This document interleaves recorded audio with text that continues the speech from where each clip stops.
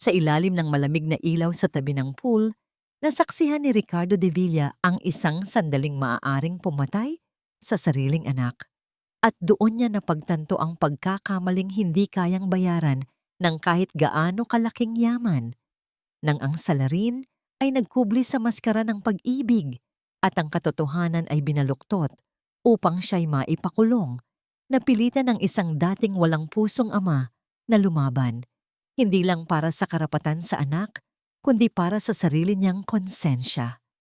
Ngunit mabubunyag kaya ni Ricardo ang perpektong sabuatan, o ito na ang huling kabayarang hihingin ng kanyang matagal na pagpapabaya? Isang magandang gabi po sa inyong lahat, mga minamahal naming tagapakinig. Sa bawat paglubog ng araw, may mga bagong kwentong nabubuo, mga kwentong sumasalamin sa ating mga pangarap, sa ating mga kabiguan, at higit sa lahat, sa walang katumbas na lakas ng pag-ibig. Sabi nila, ang tunay na halaga ng isang ama ay hindi nasusukat sa kayamanang kaya niyang ipamana, kundi sa panahong kaya niyang ilaan at sa pagmamahal na kaya niyang ipadama. Ngunit paano kung ang katotohanan ito ay matutuklasan lamang sa bingit ng isang trahedya? Halina't pakinggan natin ang kwento ni Ricardo de Villa. Sa unang kabanata na pinamagatang Ang Sigaw sa Tabi ng Pool. Tumunog ang telepono sa ibabaw ng makintab na mahogany table. Sa screen, umilaw ang pangalang Lilibeth, ngunit hindi ito pinansin ni Ricardo de Villa. Itinaas niya lang ang isang kamay sa kanyang board members, isang senyales na huwag magambala, habang patuloy na ipinipresenta ang mga numero sa malaking screen. As you can see, our projected growth for the next quarter is unprecedented. We are on the verge of acquiring our biggest competitor. Muling tumunog ang telepono. Isang mahinang buntong hininga ang kumawala sa bibig ni Ricardo. Sa isang mabilis na kilos, pinindot niya ang end call at itinuloy ang kanyang presentasyon. May oras para sa lahat ng bagay at sa sandaling iyon, ang De Villa Corporation ang kanyang mundo. Ang pag-aalaga sa anak ay trabaho ni Isabela, ang kanyang asawa. Ang trabaho niya ay siguruhing mayroon silang buhay na karapat-dapat sa pangalang De Villa.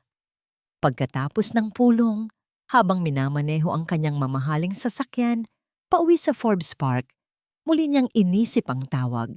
Marahil ay gusto lang magpasundo ni Lilibeth mula sa therapy session nito. Marahil ay may gusto lang itong ipabili. Mga maliliit na bagay na kayang-kayang tugunan ng pera. Iyon ang paraan niya ng pagmamahal, ang magbigay, ang mag-provide. Ang malaking gate ng kanilang mansyon ay marahang bumukas. Ang bahay ay tahimik, gaya ng dati. Isang palasyong malamig at malawak, kung saan ang bawat isa ay may kanya-kanyang sulok. Ibinaba niya ang kanyang briefcase sa entrada at lumuwag sa kanyang kurbata. Ang tanging naririnig niya ay ang mahinang ugong ng aircon at ang tunog ng kanyang sapatos sa marmol na sahig.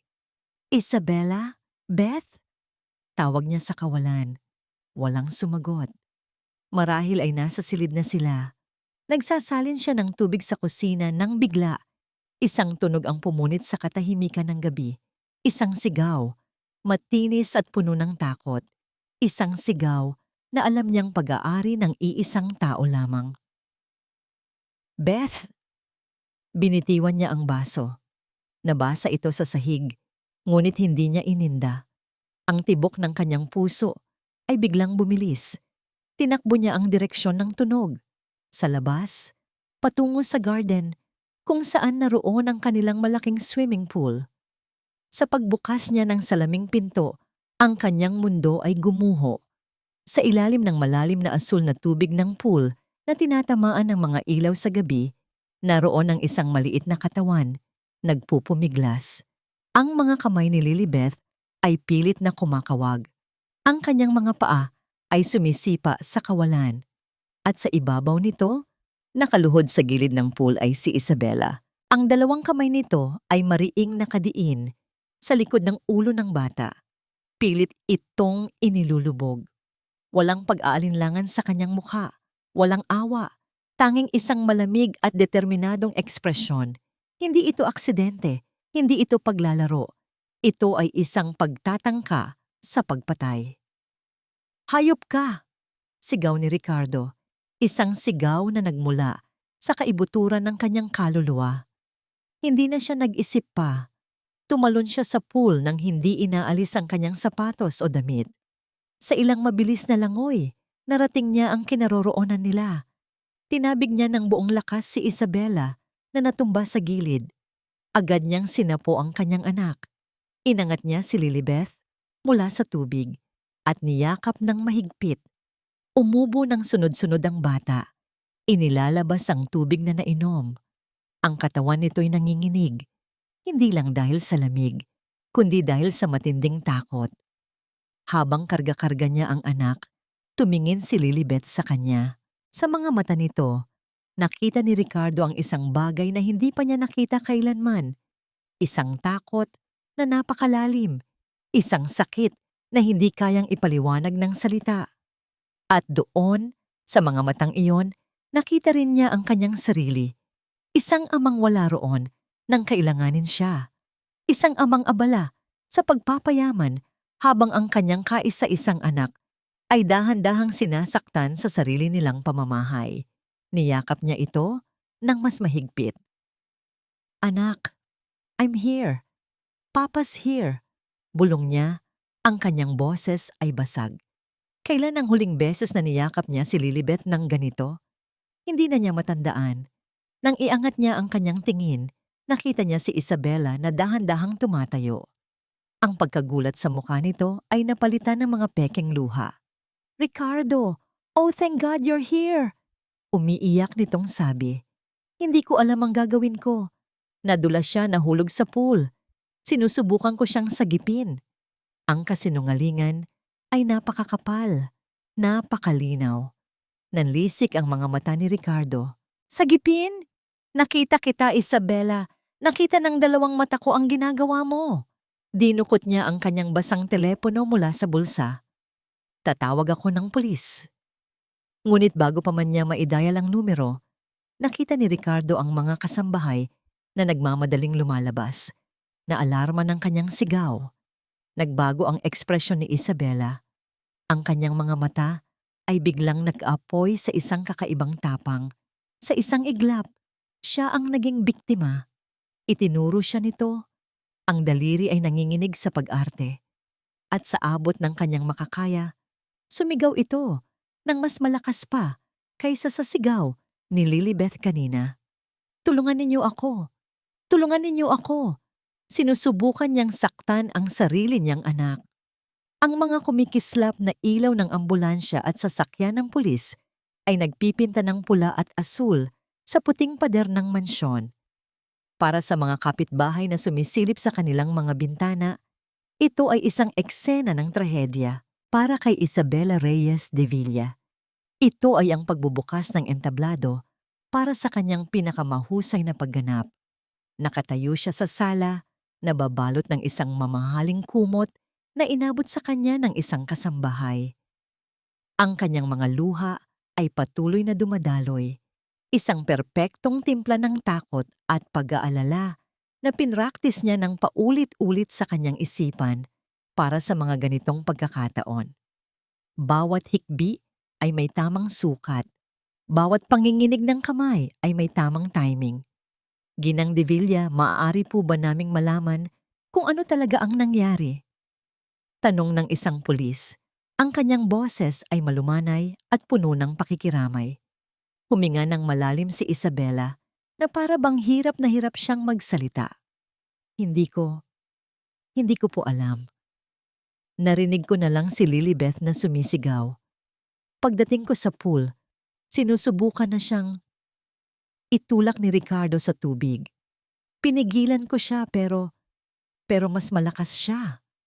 Tumingin siya sa pulis. Ang kanyang mga mata ay puno ng sakit. Mahal na mahal ko ang batang iyan. Itinuring ko siyang tunay na anak.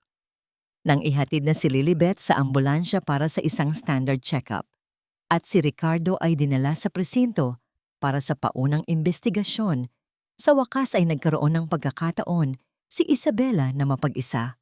Pumasok siya sa kanyang malawak na silid, isinara ang pinto at humarap sa isang dambuhalang salamin. Ang babaeng umiiyak kanina ay biglang naglaho. Ang natira ay isang babaeng may mga matang matalim. Ang kanyang panga ay tiim. Tinitigan niya ang kanyang refleksyon. Tinitigan niya ang karangyaan sa kanyang likuran, ang mga antigong kasangkapan, ang mga mamahaling kurtina, ang malambot na karpet, at sa isang iglap, ang lahat ng iyon ay nawala. Sa kanyang isipan, hindi na siya nasa Forbes Park. Bumalik siya sa isang maliit na barong-barong sa Tondo, kung saan ang amoy ng estero ay mas matapang pa kaysa sa amoy ng anumang pagkain na kaya nilang bilhin. Naalala niya ang pakiramdam ng pagkalam ng kanyang sikmura, ang kahihiyan ng pagsusuot ng mga lumang damit, ang pangarap na balang araw ay makakatakas siya sa kahirapang iyon. At nakatakas nga siya. Ginamit niya ang kanyang ganda at talino. Inakit niya ang matandang De Villa, ang ama ni Ricardo, at pinakasalan ito. Ngunit kahit sa loob ng mansyon, pakiramdam niya ay isa pa rin siyang tagalabas. Ang anino ng unang asawa ng kanyang yumaong mister, ang ina ni Ricardo, ay laging nandoon. Ang pagtingin sa kanya ng mga kasambahay ay puno ng pagdududa. Para sa kanila, isa lang siyang manggagamit ng pera. Isang mapait na ngiti ang sumilay sa kanyang labi. Kung gold digger man ako, isip niya, sisiguraduhin kong sa akin mapupunta ang minahan. Dinampot niya ang kanyang telepono at idinial ang isang numero na kabisado niya. Isang numero na hindi nakasave sa kanyang contacts. Hello? Sagot ng isang kalmadong boses sa kabilang linya. Dante, sabi niya. Ang kanyang boses ay hindi na nanginginig. Ito ay malamig at kontrolado. Nangyari na. Nakita niya ako. Isang sandaling katahimikan. Ang plano ba ay hindi gumana? Tanong ng lalaki, si Attorney Dante Ramos. Hindi. Umuwi siya ng maaga. Sagot ni Isabela habang dahan-dahang hinuhubad ang kanyang basang damit. Pero nasimulan ko na ang contingency plan. Nasa presinto na siya ngayon. Magaling, sabi ni Dante. Kalma ka lang. Ako na ang bahala sa lahat. Sundin mo ang bawat hakbang na pinag-usapan natin. Ang mga dokumento, ang mga litrato, ang mga testimonya. Lahat ay handa na. Siguraduhin mong walang palya, Dante. Isang pagkakamali lang, tapos tayong dalawa. Kailan ba ako pumalya, Isabela? May halong panunuyang sabi ni Dante. Magpahinga ka na. Bukas, ikaw ang magiging biktima sa mata ng lahat. Pagkatapos ng tawag, pumasok si Isabela sa kanyang banyo. Kinuha niya ang hawakan ng isang pilak na hairbrush at maring idiniin ito sa kanyang braso hanggang sa mamula ito. Idiniin niya ulit. Mas mariin. Hanggang sa isang malabong pasa ang unti-unting lumitaw. Ginawa niya ito sa kanyang hita, sa kanyang balikat. Bawat pasa ay isang salita sa kwentong isusulat niya. Isang kwento ng isang mapagmahal na madrasta na sinusubukang protektahan ang kanyang stepdaughter mula sa isang abusadong ama. Nang matapos, muli siyang humarap sa salamin. Ngayon, ang kanyang katawan ay may mga marka na. Mga marka ng kanyang pakikipaglaban. Pumunta siya sa ospital kung saan naghihintay si Lilibeth. Naabutan niyang gising ang bata, nakaupo sa kama at tahimik na nakatingin sa kawalan.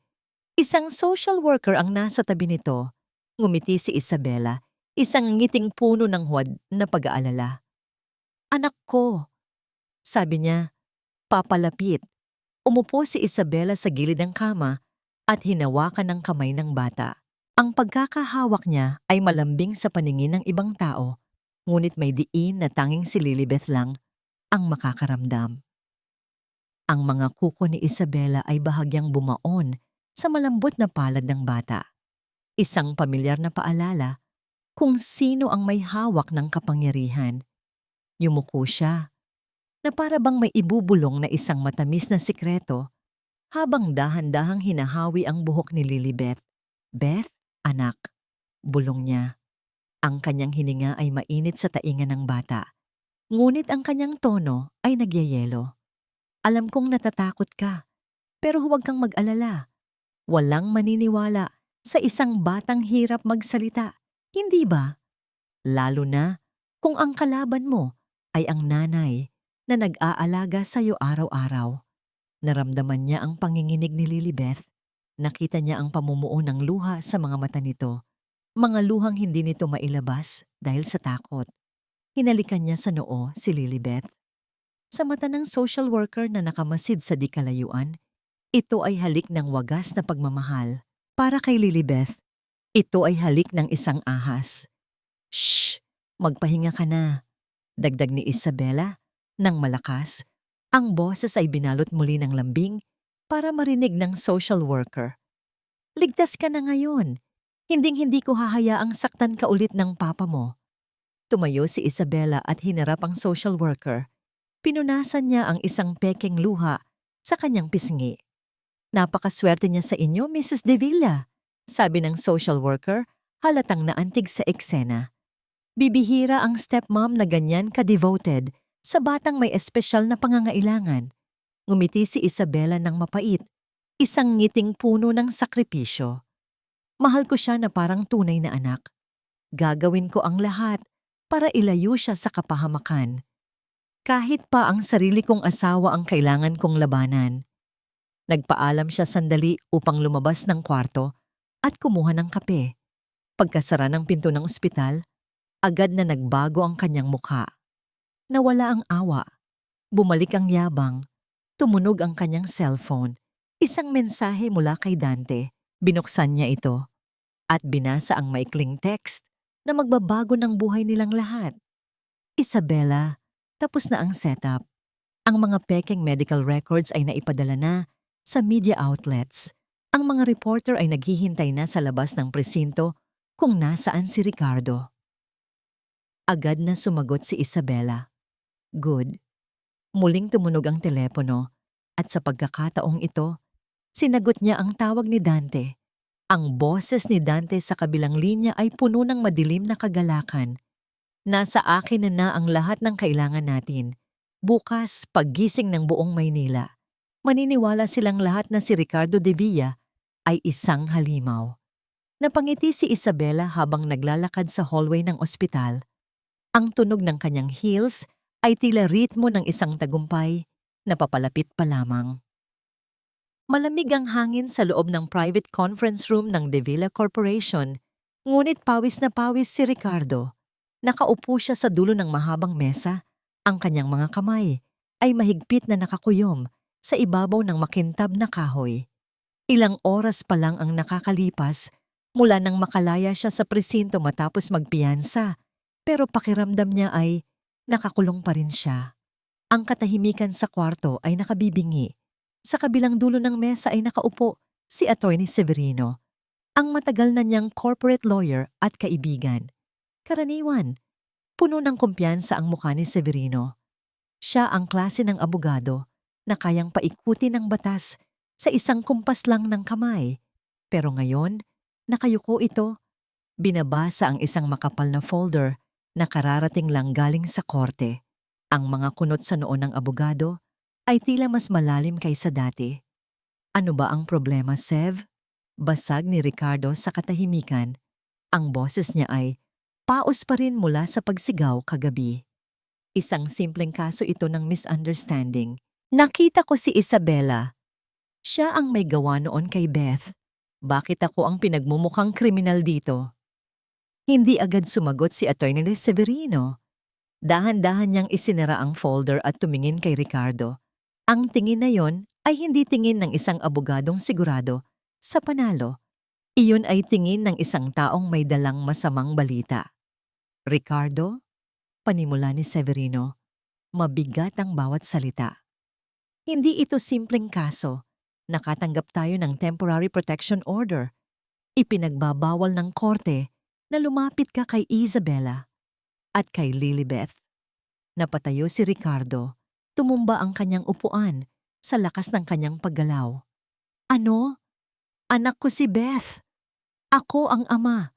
Muntik na siyang patay ng babaeng yon. Umupo ka, Ricardo. Madiing sabi ni Severino. Itinulak niya ang folder papunta sa gawin ni Ricardo. Bago ka magwala, kailangan mong makita kung ano ang hawak nila. Nanginginig ang kamay ni Ricardo nang abutin niya ang folder. Binuksan niya ito. Ang unang bumungad sa kanya ay mga litrato. Nanlaki ang kanyang mga mata. Napahawak siya sa kanyang bibig upang pigilan ang pagsigaw. Mga litrato ito ni Lilibeth. Ngunit hindi ito ang masayahin, bagamat tahimik, na batang kilala niya. Sa mga litrato, puno ng pasa ang braso at hita ng bata. May mga marka ng kurot. May mga marka ng paso na tila galing sa sigarilyo. Ang petsa sa ibaba ng mga litrato ay nagpapakita na kuha ang mga ito sa loob ng nakalipas na 6 na buwan. Hindi totoo ito. Bulong ni Ricardo. Ang kanyang sikmura ay bumaliktad. Hindi ko kailanman sasaktan si Beth ng ganito. Sev, maniwala ka sa akin. Naniniwala ako sa iyo, Rick, sagot ng abogado. Pero hindi ako ang huhusga. Ang korte ang huhusga. At sa mata ng batas, ang ebidensyang ito ay nakakamatay. Inilipat ni Ricardo ang pahina. Sumunod na tumambad sa kanya ang mga medical report. Detalyado ang bawat pahina, pirmado ng isang kilalang pediatrician. Nakasaad doon na si Lilibeth ay dumaranas ng matinding psychological trauma at physical abuse na tugma sa mga petsa kung kailan nasa bahay si Ricardo at wala sa mga business trip. Pero ang pinakamasakit ay nasa huling bahagi ng folder, mga sinumpaang salaysay, affidavits. Binasa niya ang mga pangalan sa itaas ng papel. Marites Dizon, Juana Santos, ang kanyang mga kasambahay, ang mga taong pinasahod niya ng malaki, binigyan ng bonus at tinulungan sa mga problema ng pamilya nila. Sa kanilang salaysay, detalyado nilang ikinwento kung paano daw umuuwi si Ricardo ng lasing. Kung paano daw nito sinisigawan si Lilibeth dahil sa kapansanan nito at kung paano daw umiiyak ang bata tuwing naririnig ang sasakyan ng ama. Sinabi rin nila na si Isabela ang laging nagtatanggol sa bata, na si Isabela ang martir, na asawa na nagtitiis para mabuo ang pamilya. Mga sinungaling.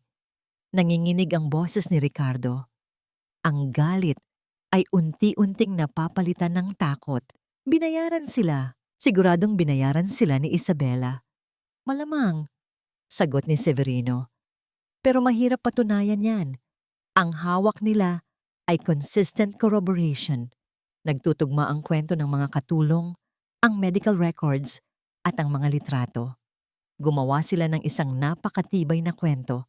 Ricardo, isang kwento kung saan ikaw ang halimaw. Napaupo muli si Ricardo. Pakiramdam niya ay unti-unti siyang nilalamon ng lupa. Naalala niya ang gabing iyon sa pool. Ang takot sa mata ni Lilibeth. Akala niya, takot iyon dahil sa muntik na pagkalunod. Ngayon, napagtanto niya na baka mas malalim pa ang takot na yon. Kung ang mga pasang ito ay totoo, kahit na hindi siya ang gumawa, ibig sabihin ay matagal nang sinasaktan ni Isabela ang anak niya. At siya? Nasaan siya? Nasa opisina, nasa meeting, nasa ibang bansa. Ang lason sa mga papel na hawak niya ay hindi lang basta kasinungalingan para sa korte.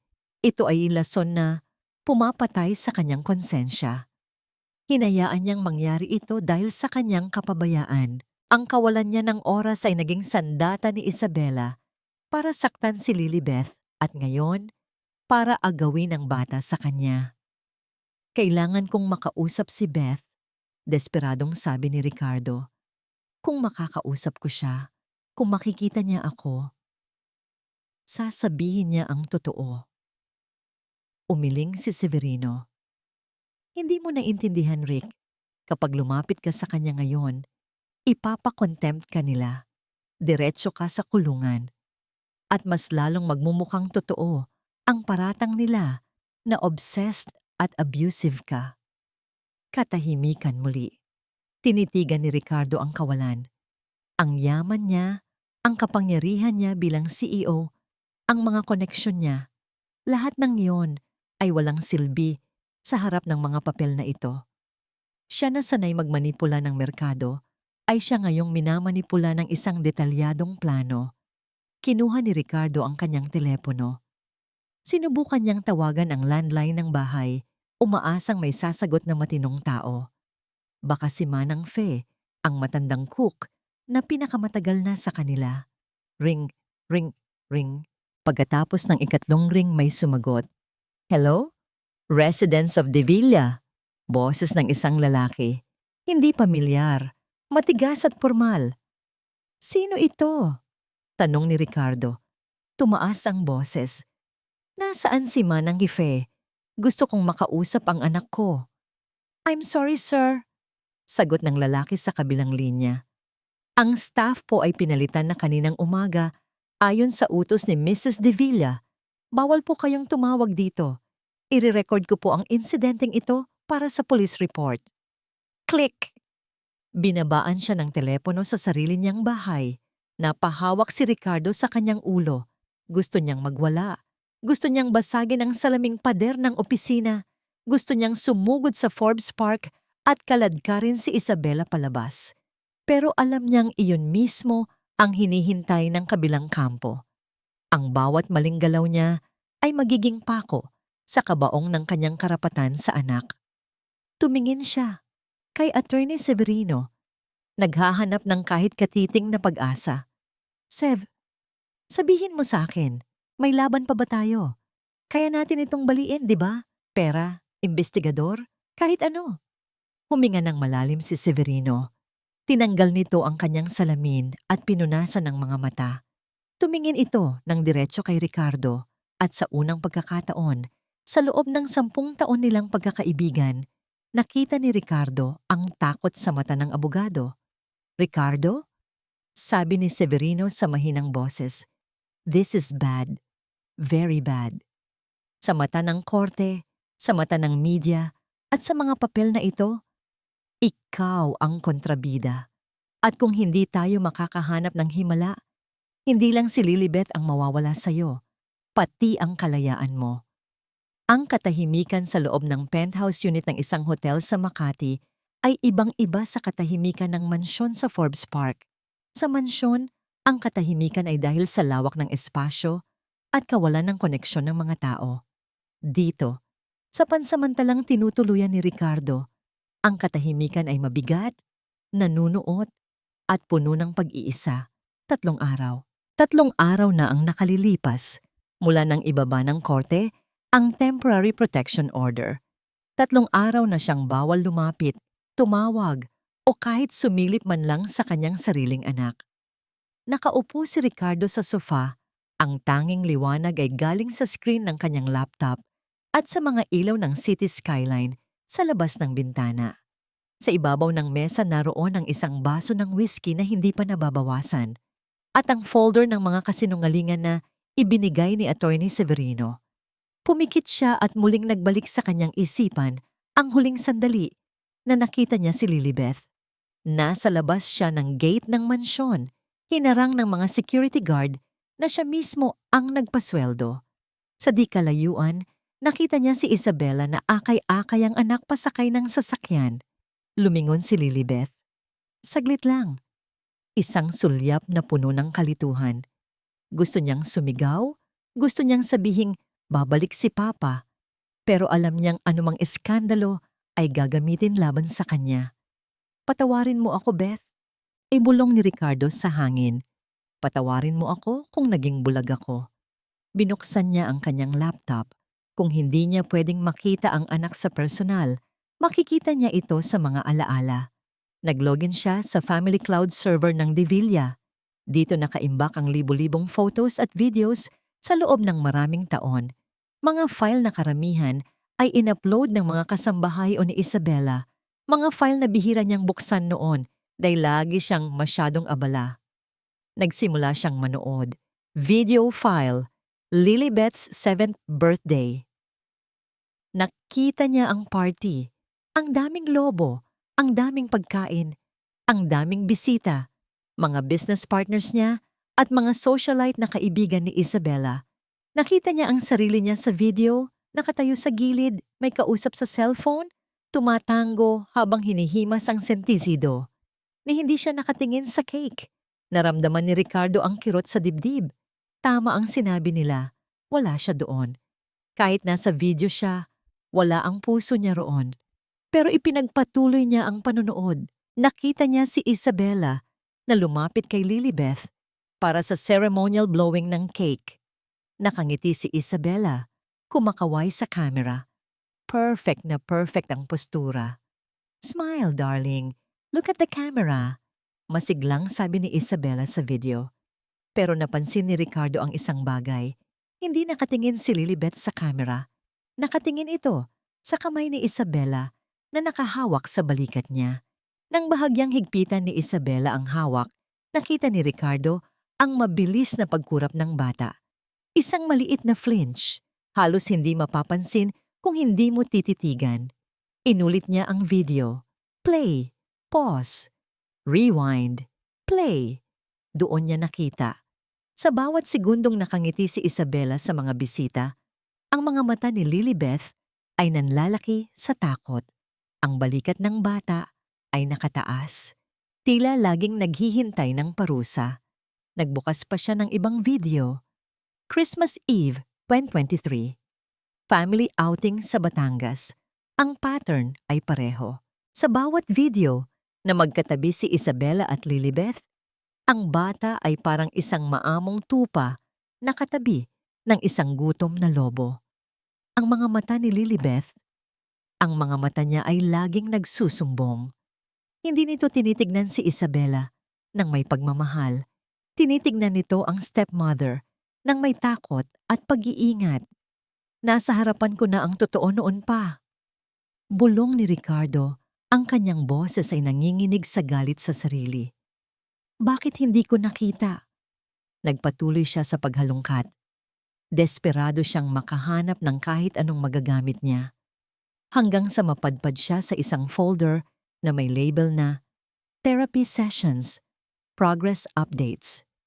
Ito ay mga video na ipinapadala ng private therapist ni Lilibeth na tinanggal ni Isabela buwan na ang nakakaraan para ipakita ang progress ng bata sa paglalakad.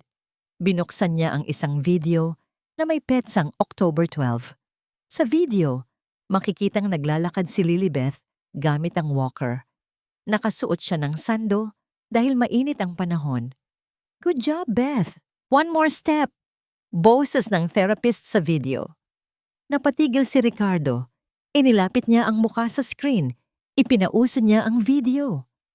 Sa kanang braso ni Lilibeth, malapit sa siko, may isang malinaw na pasa. Kulay ube at itim. Dali-daling kinuha ni Ricardo ang folder na galing sa korte. Hinanap niya ang mga litratong isinumite ni Isabela bilang ebidensya.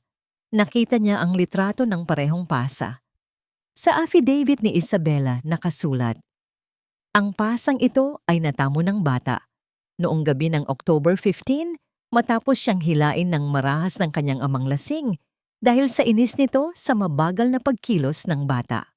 Oktubre 15, Biyernes. Tiningnan ulit ni Ricardo ang video sa laptop. Ang timestamp ng video ay October 12, Miyerkules. Teka! Kumabog ng malakas ang dibdib ni Ricardo. Binuksan niya ang kanyang digital calendar sa isa pang window. Hinanap niya ang schedule niya noong October 12 hanggang October 15. October 12 to 14. Business trip to Tokyo, Japan. Signing of merger agreement. Nanlaki ang mga mata ni Ricardo. Napaupo siya ng tuwid. Nasa Japan siya noong mga panahong yon. Paano niya masasaktan si Lilibeth noong October 15 kung ang pasa ay nandoon na sa video noong October 12 pa lang habang nasa ibang bansa siya? At noong gabi ng October 15, kararating lang niya mula sa airport at pagod na natulog. Ang pasa sa litrato ay totoo, pero ang kwento kung paano ito nakuha ay isang malaking kasinungalingan. At kung nagsinungaling sila sa petsa ng isang ebidensya, nagsinungaling sila sa lahat. Isang matinding emosyon ang bumalot kay Ricardo. Hindi na ito ang lungkot ng pagkatalo. Ito ay ang init ng pag-asa. At higit sa lahat, ito ay ang apoy ng isang ama na handang lumaban. Nagsinungaling ka, Isabela. Bulong niya. Ang kanyang mga ngipin ay nagngangalit. At ngayon, hawak ko ang ebidensya ng katangahan mo, pero alam niyang hindi sapat ang isang video. Kailangan niya ng higit pa. Kailangan niya ng maghuhukay ng bawat bahong itinago ni Isabela bago pa ito naging Mrs. De Villa. Kailangan niyang malaman kung sino ang tumutulong dito. Kinuha niya ang kanyang cellphone. 2:00 na ng madaling araw, pero wala siyang pakialam. Hinanap niya ang pangalan ng isang taong matagal na niyang hindi kinokontak. Isang dating pulis na naging private investigator. Kilala sa pagiging magaling maghalongkat ng dumi ng mga mayayaman at makapangyarihan. Ring, Ricardo? Sagot ng boses sa kabilang linya. Halatang bagong gising pero alerto. Anong meron? Balita ko nasa impyerno ka ngayon. Nasa impyerno nga ako, pare. Sagot ni Ricardo. Ang kanyang boses ay matatag at puno ng determinasyon. Nakatingin siya sa mukha ni Lilibeth sa screen ng laptop. Pero palabas na ako at magdadala ako ng demonyo pagbalik ko. Anong kailangan ko? Tanong ng investigador. Tumingin si Ricardo sa labas ng bintana, sa madilim na langit ng Maynila. Gusto kong alamin mo ang lahat tungkol kay Isabela Reyes bago ko siya nakilala. Ang pamilya niya, ang mga utang niya, at higit sa lahat, ang mga lalaking konektado sa kanya. Hanapin mo ang bawat sikreto, bawat kasinungalingan. Wala kang ititira. Medyo mahal ang serbisyo ko para sa ganyang lalim, Ricardo. Isang blankong tseko ang ibibigay ko sa'yo. Mading sabi ni Ricardo, ibalik mo lang sa akin ang anak ko. Ang tunog ng credit card machine na nagpiprint ng resibo ay musika sa pandinig ni Isabela. Nasa loob siya ng isa sa pinakamahal na butik sa Greenbelt na papaligiran ng mga bagong damit, sapatos, at alahas na noon ay sa magasin lang niya nakikita. Approve po, ma'am. Nakangiting sabi ng sales lady habang inaabot ang platinum card na nakapangalan kay Ricardo De Villa. Kinuha ito ni Isabela gamit ang 2 daliri. Tila ba diring-diri siya na hawakan ang anumang bagay na galing kay Ricardo, pero tuwang-tuwa siyang gastusin ang laman nito. Sa ilalim ng temporary protection order at bilang pansamantalang guardian, may access siya sa maintenance funds para kay Lilibeth. At sa bokabularyo ni Isabela, ang maintenance ay kasama ang pagpapanatili ng kanyang image bilang bagong reyna ng mansyon. Ipadala niyo na lang lahat sa Forbes Park. Utos niya habang inaayos ang kanyang mamahaling sunglasses. Ayokong magbitbit ng mga supot. Mukha akong katulong. Paglabas niya ng mall, ramdam niya ang init ng araw at ang inggit ng mga taong nakatingin sa kanya. Ito ang buhay na nararapat sa kanya. Walang Ricardo na nagdidikta, walang Lilibeth na pabigat, kundi isang Lilibeth na susi sa kanyang yaman. Pag-uwi niya sa mansyon, sinalubong siya ng katahimikan. Halos wala ng tao. Tinanggal na niya ang karamihan sa mga loyalistang staff ni Ricardo. Ang natitira na lang ay ang mga bago niyang hire na takot sa kanya at si Yaya Elna. Si Yaya Elena, ang tinik sa kanyang lalamunan. Naabutan niya si Elena sa sala, bitbit ang isang tray ng gamot at tubig para kay Lilibeth. Huminto ang matandang yaya nang makita siya. Walang bati, walang yuko, tanging isang matalim na tingin. Anong tinitingin-tingin mo? Asik ni Isabela habang ibinabagsak ang kanyang purse sa sofa. Wala po, ma'am, mahinang sagot ni Elena, pero hindi nito inalis ang tingin. Ipapaalala ko lang po sana na kailangan nang dalhin si Beth sa check-up bukas. Yung totoong check-up po para sa therapy niya. Lumapit si Isabela kay Elena. "Huwag mo akong didiktahan sa gagawin ko sa anak ko. At huwag kang umakto na parang ikaw pa rin ang boss dito. Tandaan mo, Elena, isang pitik ko lang. Nasa kalsada ka na, kasama ng amo mong kriminal." "Hindi kriminal si Sir Ricardo," matapang na sagot ni Elena. "At alam niyo yan, ma'am. Alam ng Diyos yan." Isang malakas na sampal ang dumapo sa pisngi ni Elena. Nabitiwan ng yaya ang tray, nabasag ang baso, kumalat ang tubig at gamot sa sahig. "Huwag mong idadamay ang Diyos sa pamamahay ko," sigaw ni Isabela, ang kanyang mukha ay namumula sa galit. "Linisin mo yan. At kapag narinig ko pa ulit ang pangalan ng lalaking yon, susunod ka sa kanya sa kulungan." Padabog na umakyat si Isabela sa taas para magbihis. May date sila ni Dante ngayong gabi. Kailangan niyang magmukhang perpekto. Kailangan niyang kalimutan ang matanda na iyon. Habang nagbibihis si Isabela ng isang pulang bestida na lalong nagpapatingkad sa kanyang maputing balat, hindi niya napansin ang bahagyang pagkakabukas ng pinto ng kanyang opisina. Ang dating opisina ni Ricardo na ngayon ay inangkin na niya. Umalis si Isabela sakay ng kanyang sasakyan, iniwan ang mansyon sa pangangalaga ng mga gwardya. Sa isang sikat na fine dining restaurant sa BGC, naghihintay si Attorney Dante Ramos. Nakangiti ito habang papalapit si Isabela, tila isang haring sumasalubong sa kanyang reyna. "You look expensive," bati ni Dante sabay halik sa pisngi nito. "I am expensive," sagot ni Isabela sabay upo. "At malapit nang maging akin ang lahat, Dante. Sinabi ng bangko kanina na pwede na nating simulan ang proseso ng full transfer ng trust fund kapag naging permanent na ang guardianship ko." Tumawa si Dante ng mahina habang hinihiwa ang kanyang steak. "Easy, Tiger. Huwag tayong magmadali. Ang importante ngayon ay mapanatili nating masama ang imahe ni Ricardo. Balita ko, kumuha siya ng private investigator." Natigilan si Isabela sa pag-inom ng wine. "Investigador? May makikita ba siya?" "Wala," kampanteng sagot ni Dante. "Malinis ang trabaho natin. Ang mga doktor, ang mga kasambahay na binayaran natin, lahat sila ay takot sa akin. At si Ricardo? Wala siyang laban. Siya ang pabayang ama. Ikaw ang bayaning ina." Iyon ang narrative na bibilhin ng tao. Nagklink sila ng baso. "Para sa atin," bulong ni Isabela. Samamantala, sa loob ng madilim na mansyon sa Forbes Park, may isang aninong gumagalaw. Si Yaya Elena. Hindi siya natulog. Hinintay niyang makaalis si Isabela. Alam niyang delikado ang ginagawa niya. Alam niyang kapag nahuli siya, hindi lang trabaho ang mawawala sa kanya, baka pati buhay niya.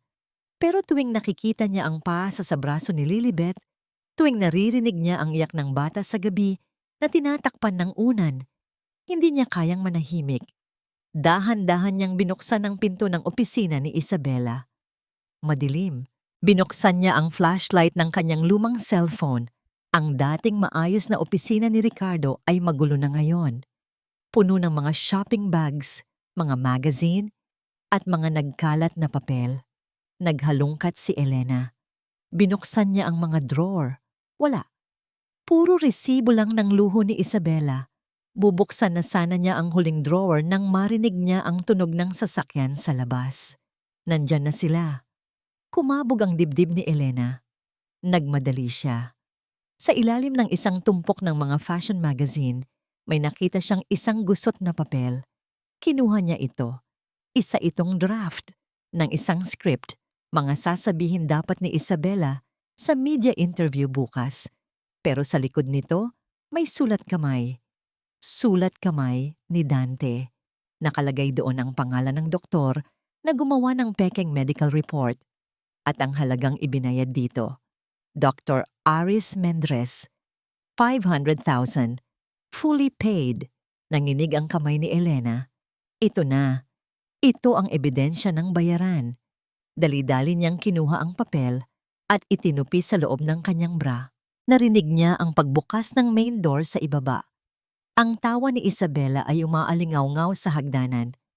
"Good night, Dante. See you tomorrow, malanding sabi ni Isabela.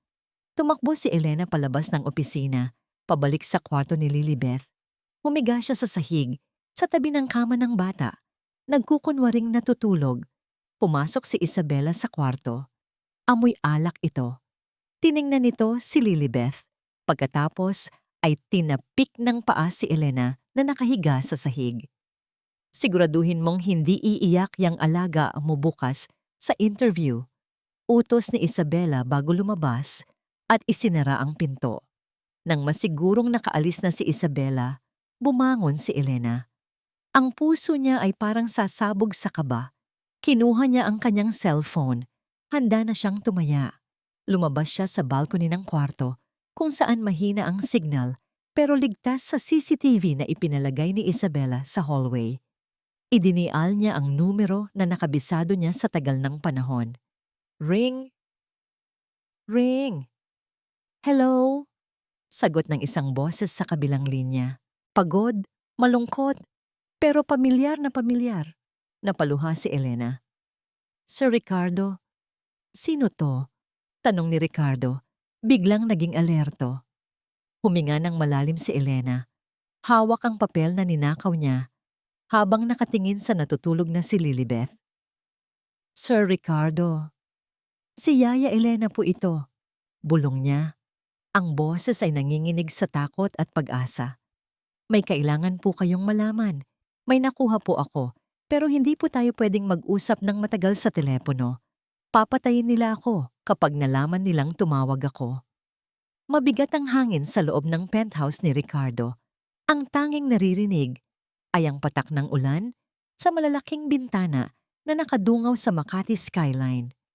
Sa ibabaw ng glass center table, may isang brown envelope na nakapag-itan kay Ricardo at kay Mike, ang private investigator na tinawagan niya noong nakaraang gabi. Si Mike ay nakaupo sa sofa, mukhang pagod, may itim na eye bags at amoy kape at sigarilyo. Pero ang mga mata niya ay buhay na buhay, ang tingin ng isang mangangasong nakahuli ng malaking hayop. Sigurado ka ba sa laman nito, Mike?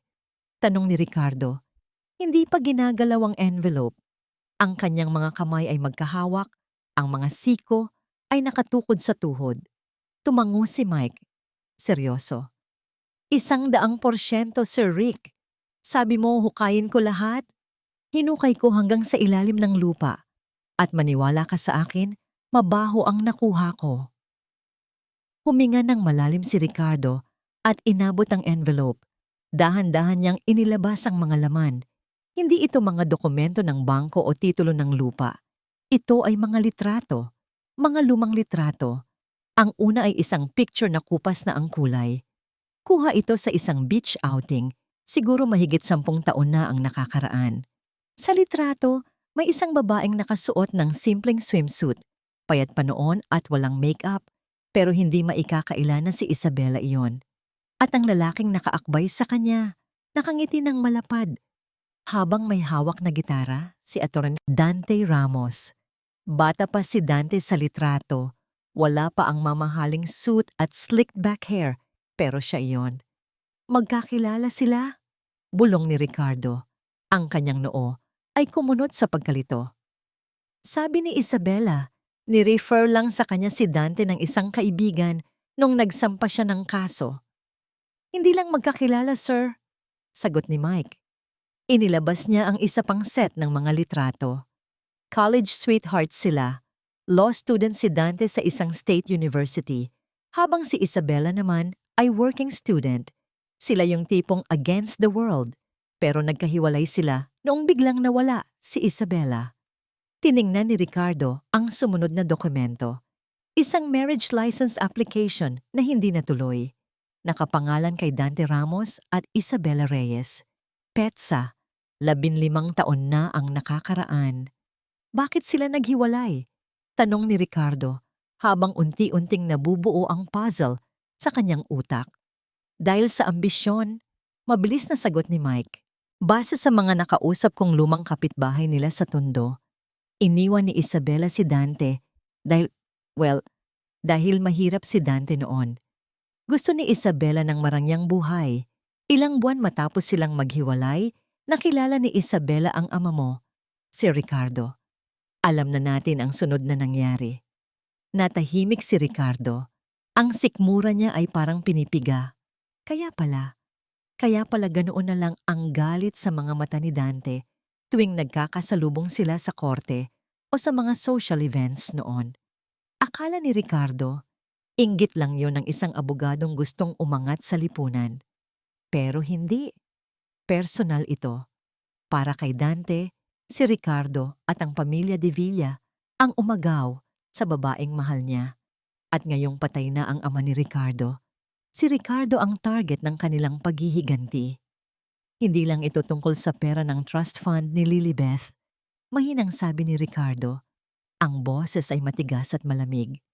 Ito ay tungkol sa akin.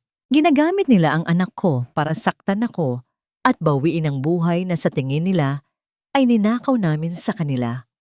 May inilapag pang isang litrato si Mike. Ito ay bago lang.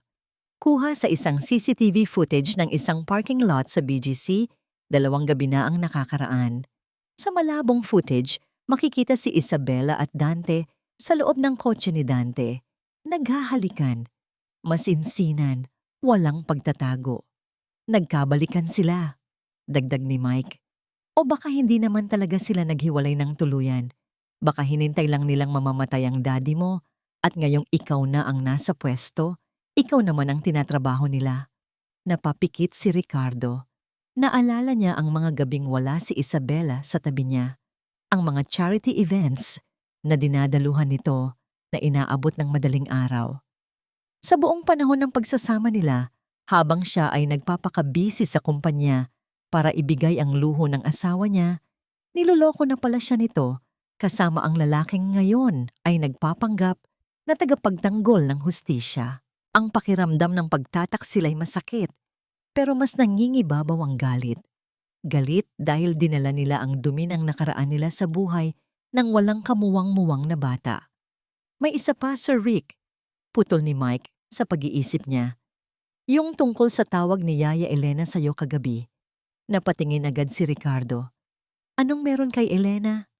Binanggit mo sa akin na may naririnig siyang pangalan. Dr. Aris Mendres. Hinanap ko siya. Naglapag si Mike ng isang folder na may tatak ng isang bangko. Ito ay nakuha ko sa source ko sa bangko. Illegal to, kaya hindi natin pwedeng gamitin sa korte directly, pero ito ang magtuturo sa atin ng direksyon. Tiningnan ni Ricardo ang bank statement. Isang deposito na nagkakahalaga ng ₱250,000 pumasok sa account ni Dr. Mendres noong isang araw bago isinampa ang kaso. Ang nagdeposito? D. Ramos Legal Consultancy Firm. Binayaran nila ang doktor, sabi ni Ricardo. Ang galit ay nag-iinit sa kanyang dibdib. Binayaran nila ang doktor para palsipikahin ang medical records ni Lilibeth, para palabasin na may sakit siya, na may trauma siya. Napabaya ako. Tumayo si Ricardo at lumapit sa bintana. Ang ulan ay mas lumakas, parang sinasabayan ng bagyo sa loob niya. Sa loob ng maraming taon, naniwala siya na may sakit si Lilibeth na hindi gumagaling. Naniwala siya sa mga report ni Isabela na mahina ang anak niya, na kailangan nito ng espesyal na pag-aalaga na hindi niya kayang ibigay dahil sa trabaho. Kaya lumayo siya. Kaya ipinaubaya niya ang lahat kay Isabela. Isang kasinungalingan, isang malaking kasinungalingan na ninakaw ang mga taon na sana ay kasama niya ang anak niya. Humarap siya kay Mike. Ang mukha ni Ricardo ay wala ng bahid ng pagkalito o desperasyon. Ang nakikita ngayon ay ang mukha ng CEO na kayang magpabagsak ng kompetisyon. Ang mukha ng isang ama na handang pumatay para sa anak. Mike, utos ni Ricardo. Gusto kong hanapin mo ang lahat ng baho ni Dr. Mendres. Gambling debts, kabibit, malpractice suits, lahat. Hahanapan natin siya ng butas. Siya ang susi. Consider it done, sir, sagot ni Mike habang nililigpit ang mga gamit. Pero mag-ingat ka, Sir Rick. Si Attorney Ramos ay maruming maglaro. Kung alam niyang gumagalaw ka, baka may gawin siyang mas masama. Ngumiti si Ricardo nang mapakla Habang tinititigan ang litrato ni Dante at Isabela na naghahalikan, kinuha niya ang litrato at nilukot ito sa kanyang kamao. Marumi silang maglaro. Bulong ni Ricardo sa sarili nang makaalis na si Mike. Naglakad siya papunta sa kanyang desk at tinawagan si Attorney Severino. "Sev!" bungad niya pagkasagot ng abogado. "Ihanda mo ang countersuit. Hindi na tayo maghihintay ng susunod na hearing." "Ricardo, delikado yan.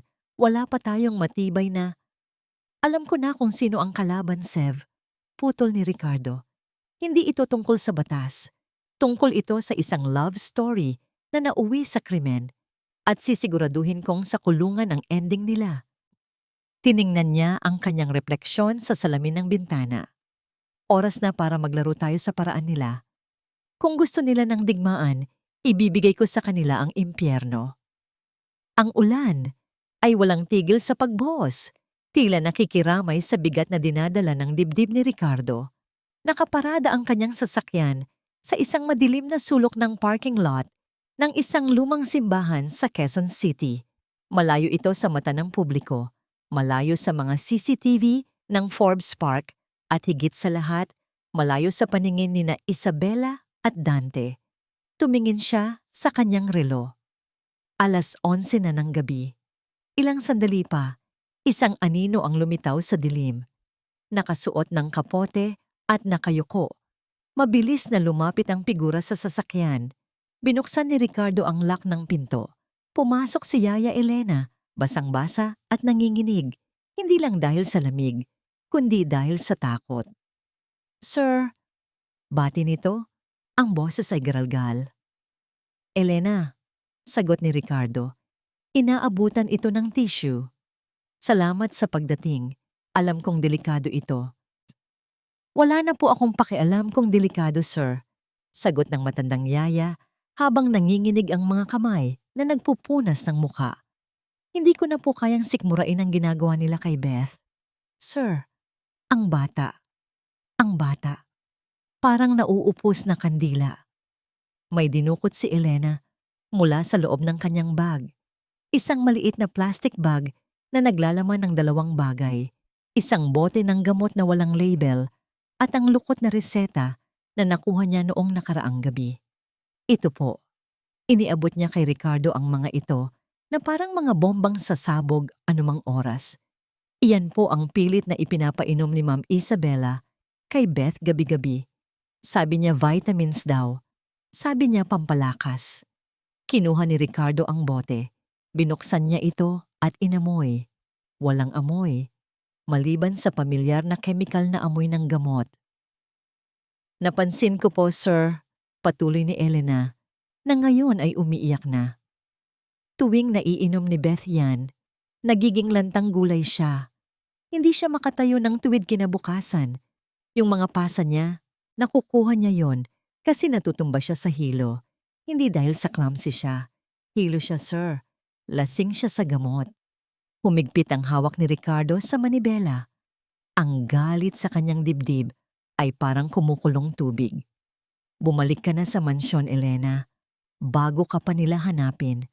Huwag kang mag-alala. Malapit na itong matapos." Nang makaalis si Elena, agad na pinaharurot ni Ricardo ang sasakyan. Isa lang ang patutunguhan niya.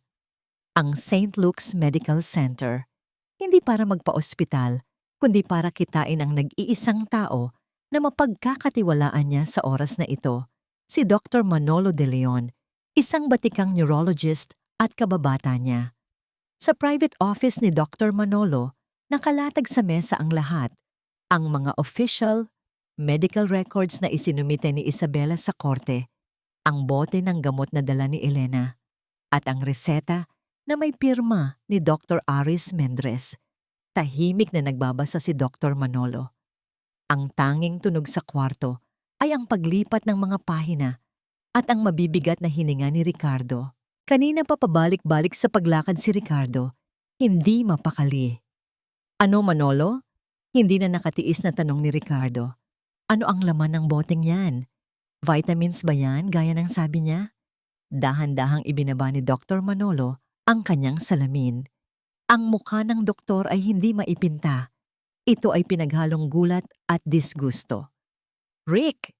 Seryosong tawag ng kaibigan. Umupo ka. Sabihin mo sa akin, sigaw ni Ricardo, napalo niya ang mesa. Hindi ito vitamins, madiing sabi ni Manolo habang hawak ang bote. Ito ay isang high-dosage muscle relaxant at sedative. Clonazepam na hinaluan ng baclofen. Rich, ang dosage na ito, pampakalma ito sa mga pasyenteng may severe seizures o spinal injuries, pero sa bigat at edad ni Lilibeth, sobra-sobra ito. Natigilan si Ricardo, parang tumigil ang mundo niya. Anong epekto niyan sa kanya? Tanong niya, halos pabulong. Binuksan ni Manolo ang medical report na isinumite sa korte, ang report na gawa ni Dr. Mendres. Dito sa report ni Dr.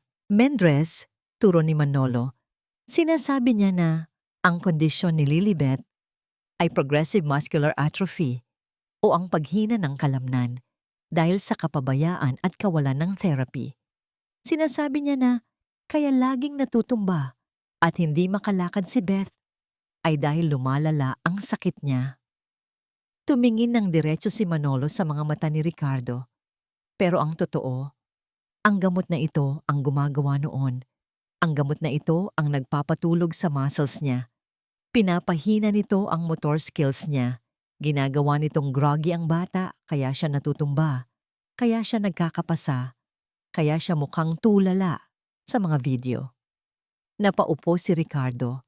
Ang kanyang mga tuhod ay nanghina.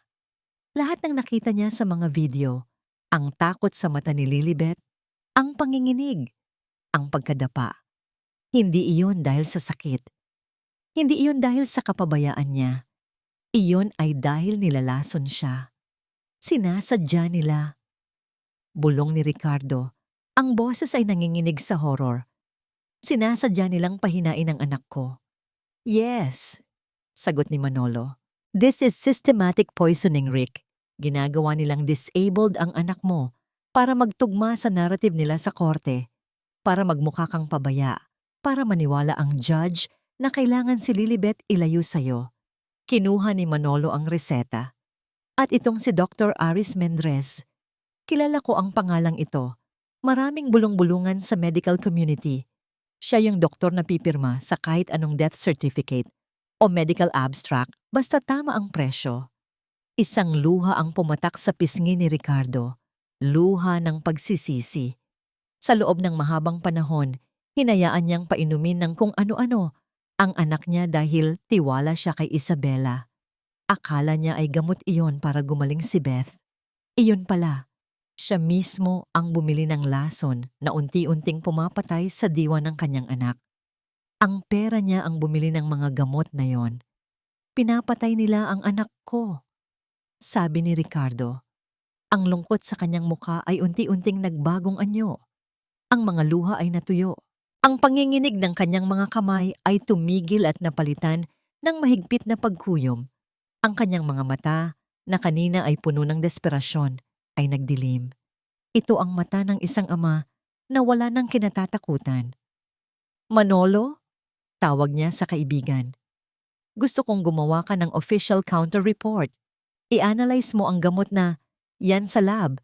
I-document mo ang lahat ng sinabi mo. Gagawin ko yan, Rick. Pero kailangan nating mag-ingat. Kapag nalaman nilang hawak natin ito, itatago nila si Lilibeth.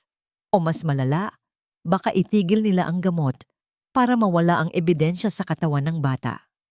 Tumayo si Ricardo. Kinuha niya ang reseta na may pangalan ni Dr. Mendres. Hindi na aabot sa ganoon. Malamig na sabi ni Ricardo. Naglakad siya patungo sa pinto. Ang bawat hakbang niya ay mabigat. Puno ng desisyon. Saan ka pupunta? Pahabol na tanong ni Manolo. Huminto si Ricardo sa may pintuan pero hindi siya lumingon. Hahanapin ko ang doktor. Sagot niya. At sisiguraduhin kong kakanta siya bago matapos ang gabing ito. Pagkalabas niya ng ospital, muling sumalubong sa kanya ang malakas na ulan. Pero hindi na ito naramdaman ni Ricardo. Ang tanging nasa isip niya ay ang mukha ng kanyang anak na pilit pinaluluhod ng mga taong dapat ay nag-aalaga dito. Sumakay siya sa kanyang sasakyan at tinawagan si Mike, ang investigador. Mike, bungad niya. I-send mo sa akin ang address ni Dr. Aris Mendres ngayon din. Sir Rick, anong gagawin mo? 12:00 na ng madaling araw. Nag-aalalang tanong ni Mike. Tumingin si Ricardo sa kawalan. Ang mga ilaw ng kalsada ay nagre-reflect sa kanyang mga mata na parang apoy. Pumunta ka na rin doon, Mike. Magdala ka ng recorder. Utos ni Ricardo. Dahil ngayong gabi, malalaman natin kung magkano ang presyo ng kaluluwa ng isang doktor. Pinaandar niya ang makina. Ang tunog nito ay parang hayop na handang sumugod. Ang laro ni na Isabela at Dante ay tapos na. Ito na ang simula ng pagtutuos. Isang malungkot at nakakaantig na tunog ng piano ang maririnig. Nagsisimula ang kabanata sa pananaw ni Lilibeth.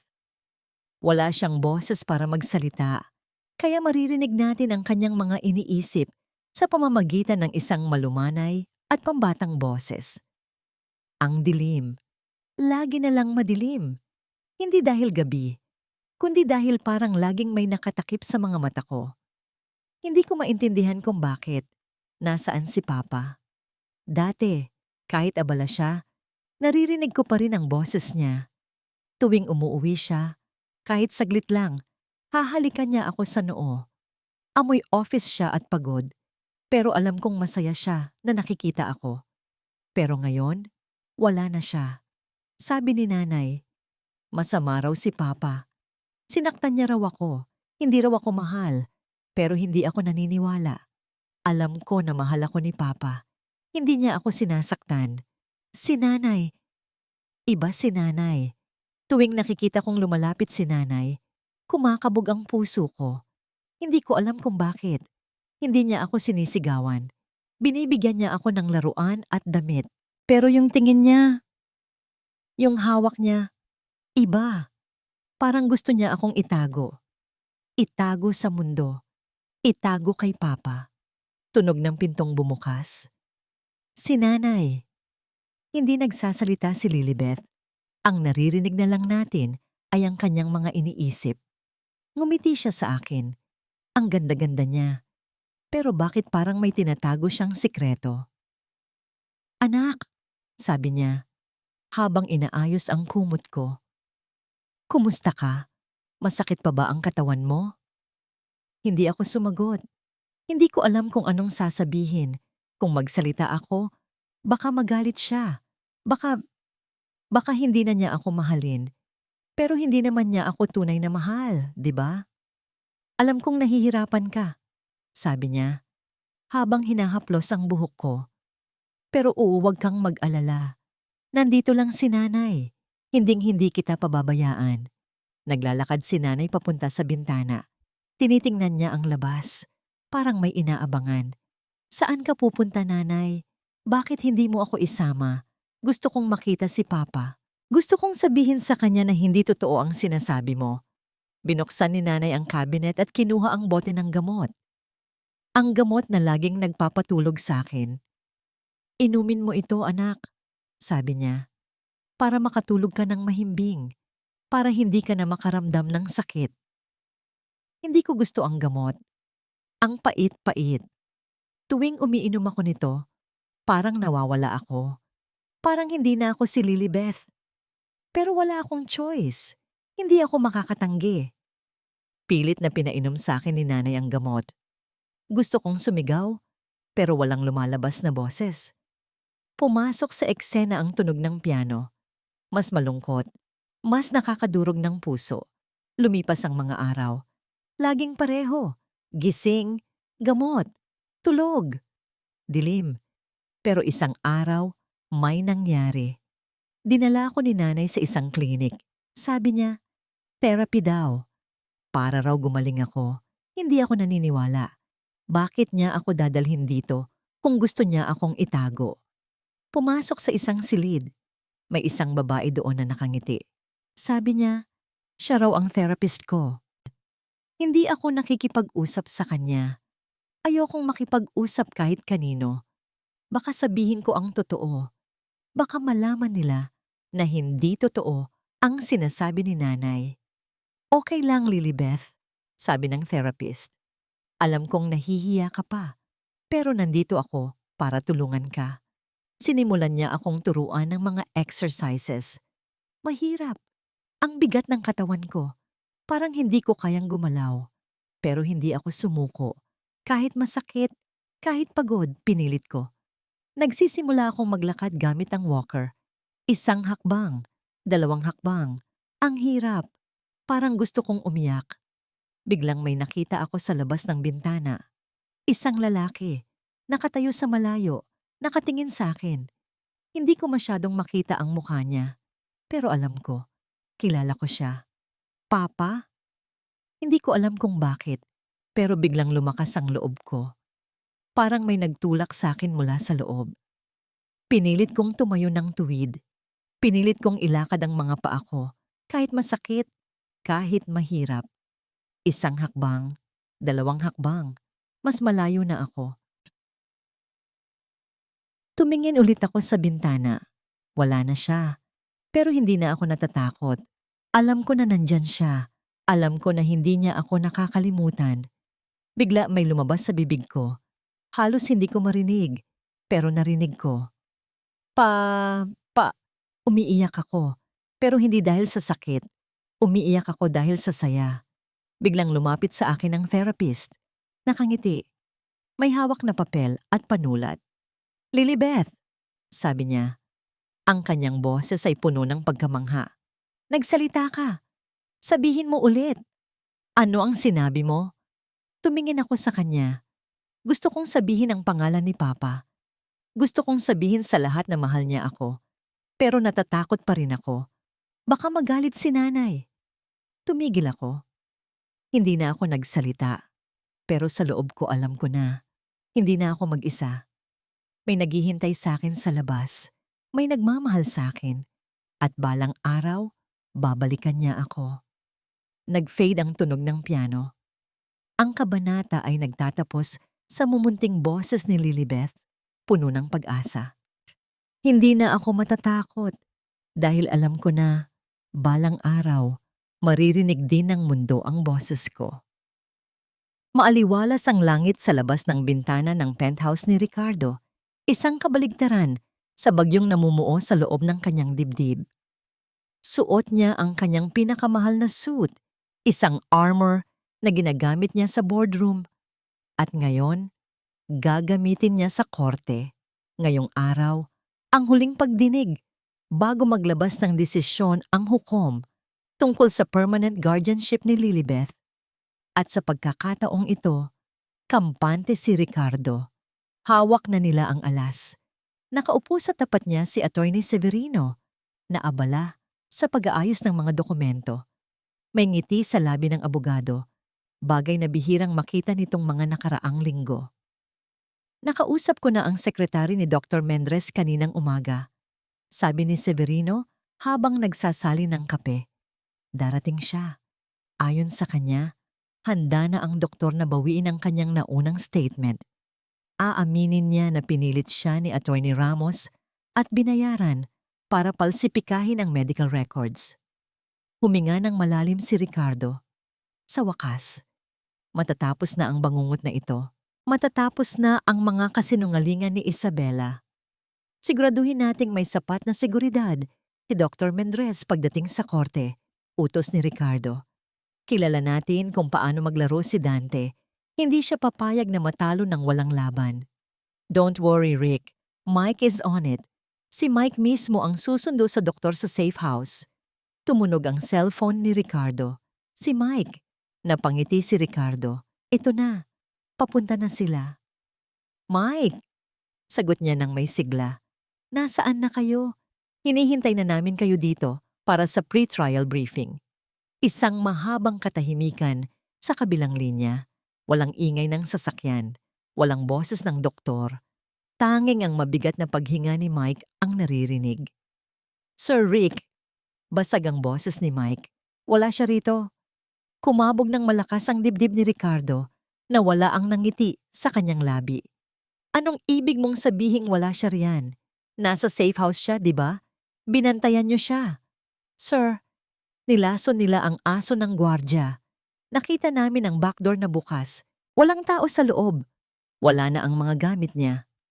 Napatayo si Ricardo. Nanlamig ang kanyang buong katawan. Hanapin niyo siya.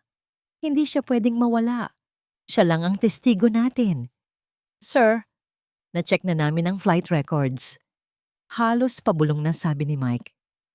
May isang Aris Mendres na sumakay ng private plane papuntang Hong Kong kaninang madaling araw.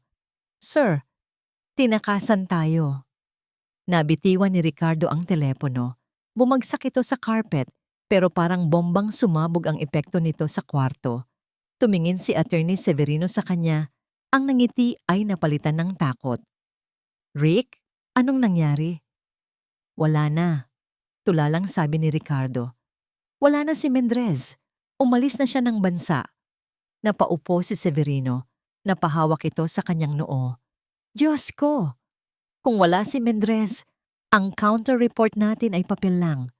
Walang magpapatunay na peke ang pirma niya o ang diagnosis niya.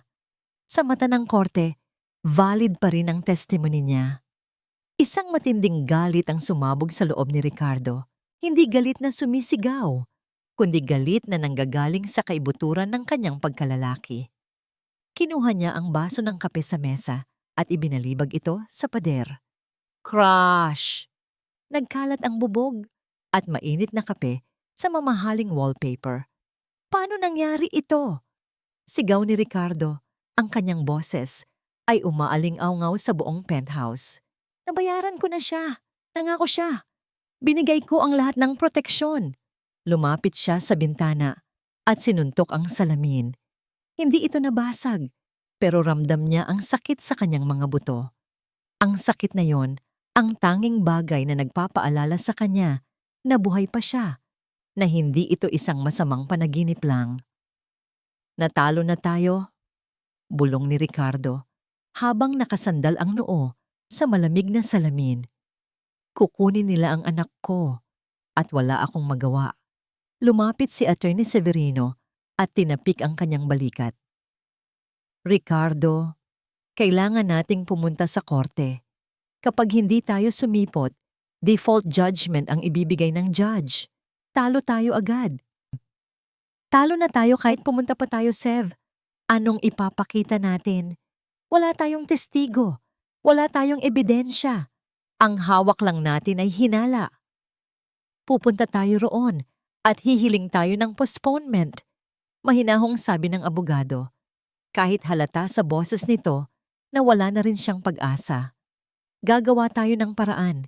Hindi pa tapos ang laban hanggat hindi bumabagsak ang gavel. Umiling si Ricardo. Pagod na siya. Pakiramdam niya ay siya ang pinakamakapangyarihang tao sa kumpanya niya. Pero pagdating sa anak niya, isa siyang talunan. Bumalik siya sa kanyang mesa at binuksan ang drawer. Kinuha niya ang litrato ni Lilibeth, yung litratong kuha noong huli silang nagbakasyon, noong hindi pa magulo ang lahat. Ang nangiti ng anak niya sa litrato ay tila nanunumbat. Papa, nasaan ka na? Pumikit si Ricardo. Tumulo ang luha mula sa kanyang mga mata. Hindi niya ininda ang sakit ng namamagang kamao. Ang mas masakit ay ang isiping iiwan niya ang anak niya sa piling ng mga demonyo. Patawad, anak. Bulong niya. Mukhang hindi na kaya ni Papa. Sa gitna ng kanyang pagluluksa, biglang umilaw ang kanyang cellphone na nasa sahig. Hindi si Mike. Isang unknown number. Pinulot ito ni Ricardo ng walang gana. Hello? Sir Ricardo. Ang boses ay pamilyar. Puno ng takot. Humahagulgol. Si Yaya Elena. Elena, bakit ka tumawag? Delikado? Sir, putol ni Elena. Halatang nagtatago sa kung saan man siya naroroon. Sir, narinig ko po sila kagabi. Narinig ko si Ma'am Isabella at Attorney Ramos. Nag-iba ang timpla ni Ricardo. Anong narinig mo? Nasa library po sila. Nagyayabangan. Tumatawa. Humihikbi si Elena. Sir, Hindi lang po nila binayaran si Dr. Mendres para umalis. Nakita ko po, may hawak silang video. Video? Anong video? Video ng pamilya ni Dr. Mendres, sir. Nakatali. Tinakot nila ang doktor. Sinabi nila na kung hindi siya aalis ng Pilipinas bago mag-umaga, papatayin nila ang asawa at anak niya. Napatayo ng tuwid si Ricardo. Ang galit niya ay nagbago ng anyo. Hindi na ito galit ng isang talunan. Ito ay galit ng isang taong nakatuklas ng katotohanan. Hindi pera ang nagpatakbo kay Mendres. Takot. At sir, dagdag ni Elena, ang boses ay halos hindi na maririnig dahil sa pagbulong. May iniwan po silang sobre kay Dr. Mendres bago siya umalis. Nakita ko sa CCTV monitors sa guardhouse na hindi nila alam na gumagana pa. Inabot ni Atty. Ramos ang sobre at may nahulog na papel.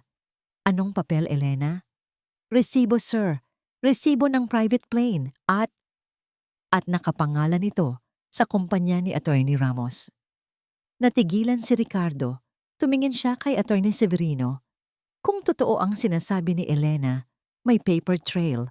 Si Dante ang nagbayad ng eroplano para patakasin ang testigo. Ibig sabihin, obstruction of justice, kidnapping, coercion.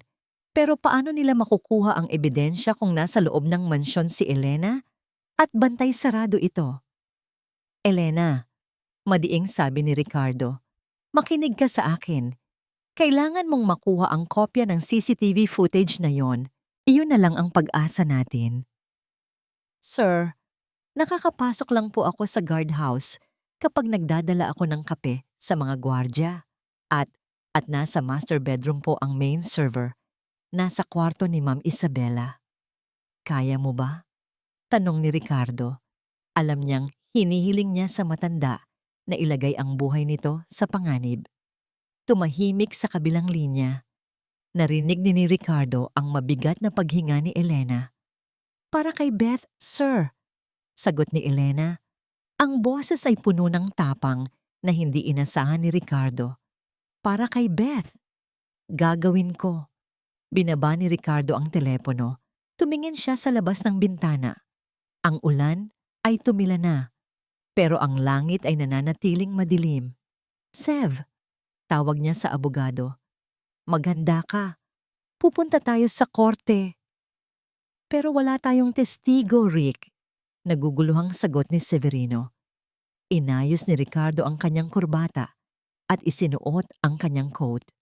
Ang sakit sa kanyang kamao ay naging lakas. Wala tayong testigo ngayon, sagot ni Ricardo. Ang kanyang mga mata ay nag-aapoy. Pero may isang bayani sa loob ng mansyon at hihintayin natin siya.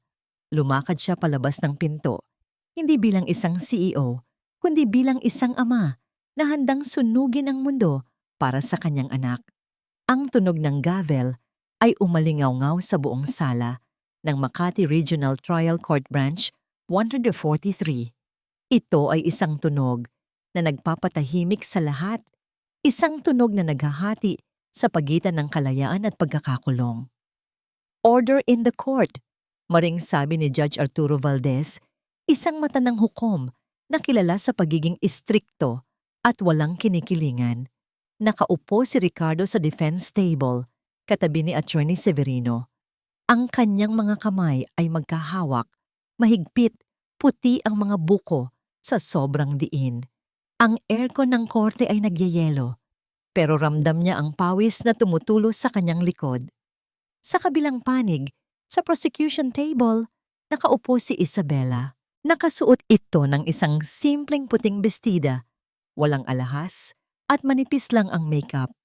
Ang perpektong larawan ng isang inang nagluluksa at nagmamakaawa para sa hustisya.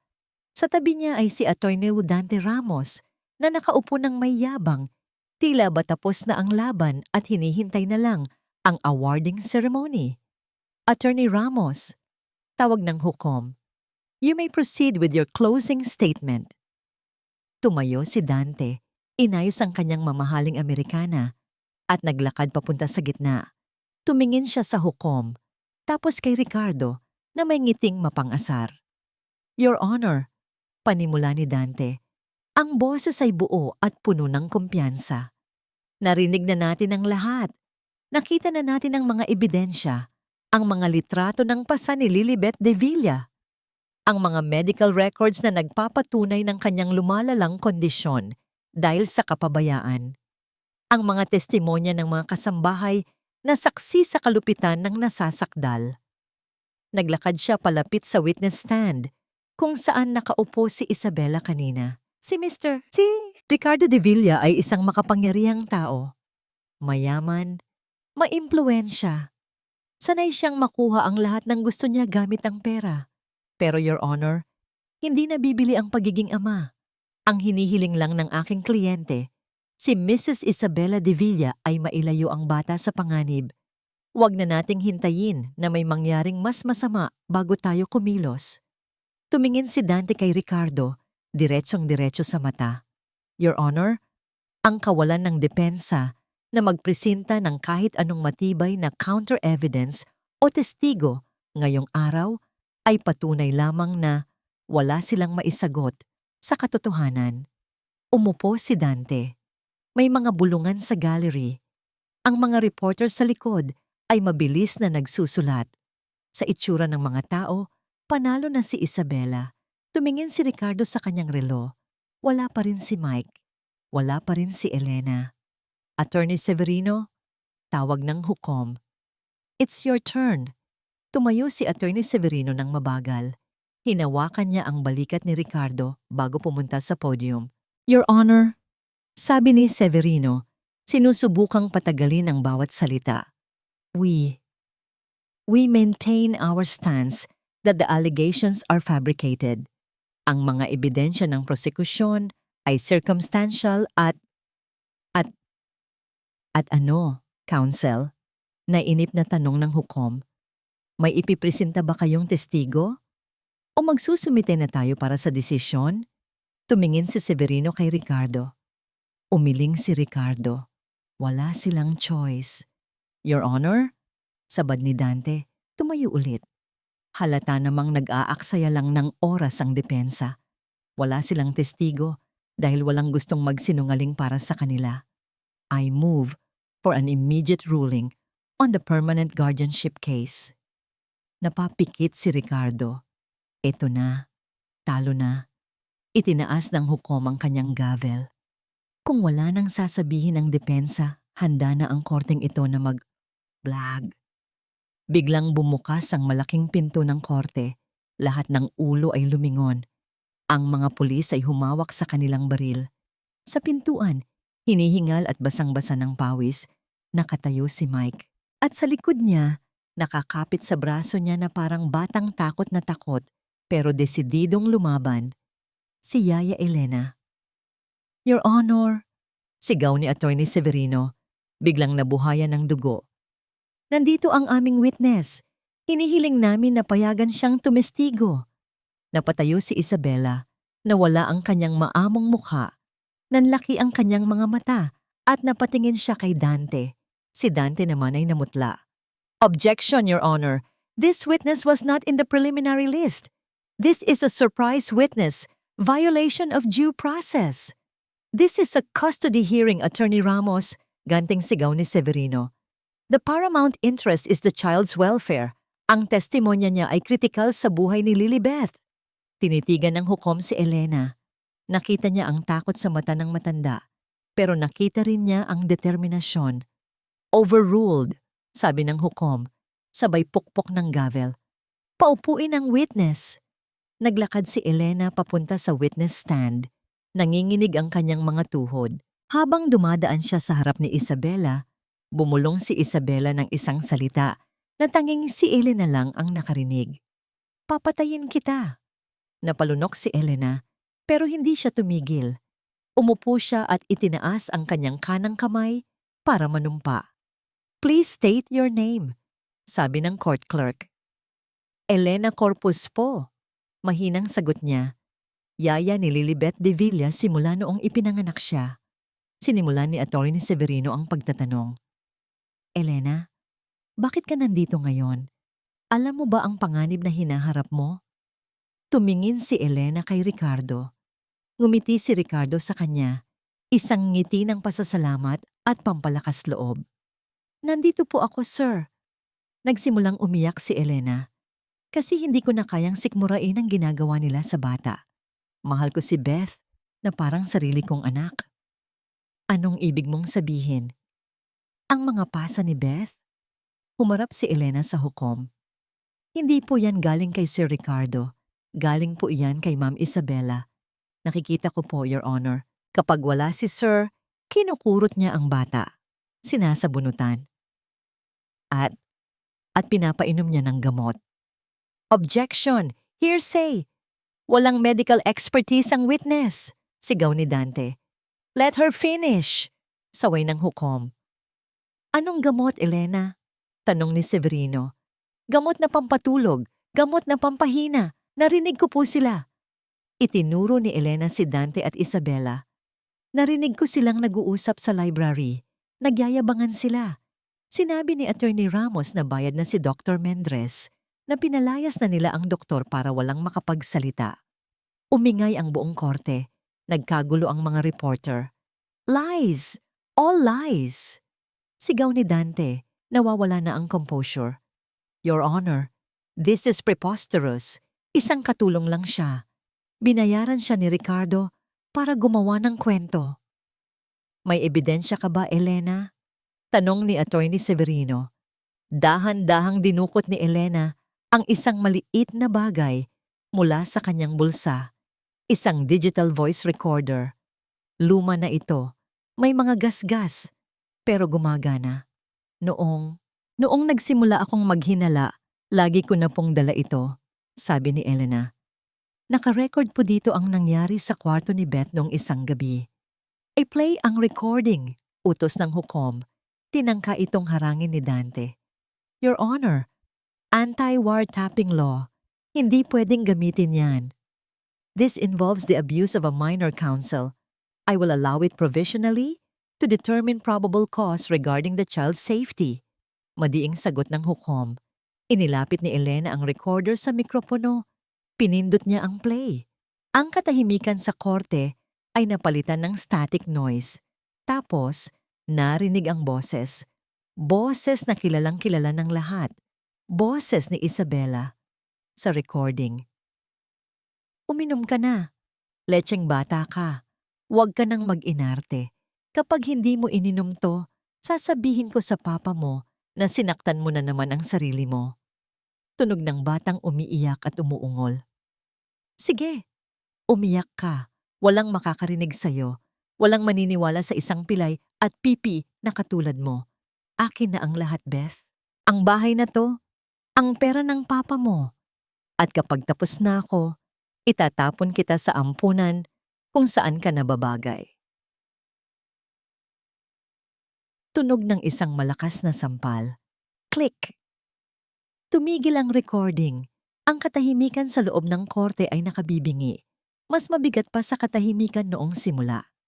Lahat ng mata ay nakatingin kay Isabela. Si Isabela ay namumutla. Parang dugo ang naubos sa kanyang mukha. Nanginginig ang kanyang mga labi. Si Ricardo ay nakayuko, umiiyak. Ang marinig ang sampal na yon, sa recording ay parang punyal sa puso niya. Your Honor, nanginginig na, sabi ni Attorney Severino. I think the evidence speaks for itself. Biglang tumayo si Dante Ramos. Ang mukha niya ay pula, sa galit at desperasyon. Your Honor, this is inadmissible. Fabricated, AI-generated. Sa panahon ngayon, madaling gayahin ang boses ng kahit sino. Hindi ito pwedeng tanggapin ng korte bilang sole basis ng judgment. Lumapit si Dante sa bench ng hukom. Halos sumigaw na. Kung tatanggapin natin ito, binubuksan natin ang pinto para sa lahat ng uri ng pekeng ebidensya. I demand that this recording be subjected to forensic analysis first, which will take months. Alam ni Ricardo ang ginagawa ni Dante, delaying tactic. Gusto niyang humaba ang kaso.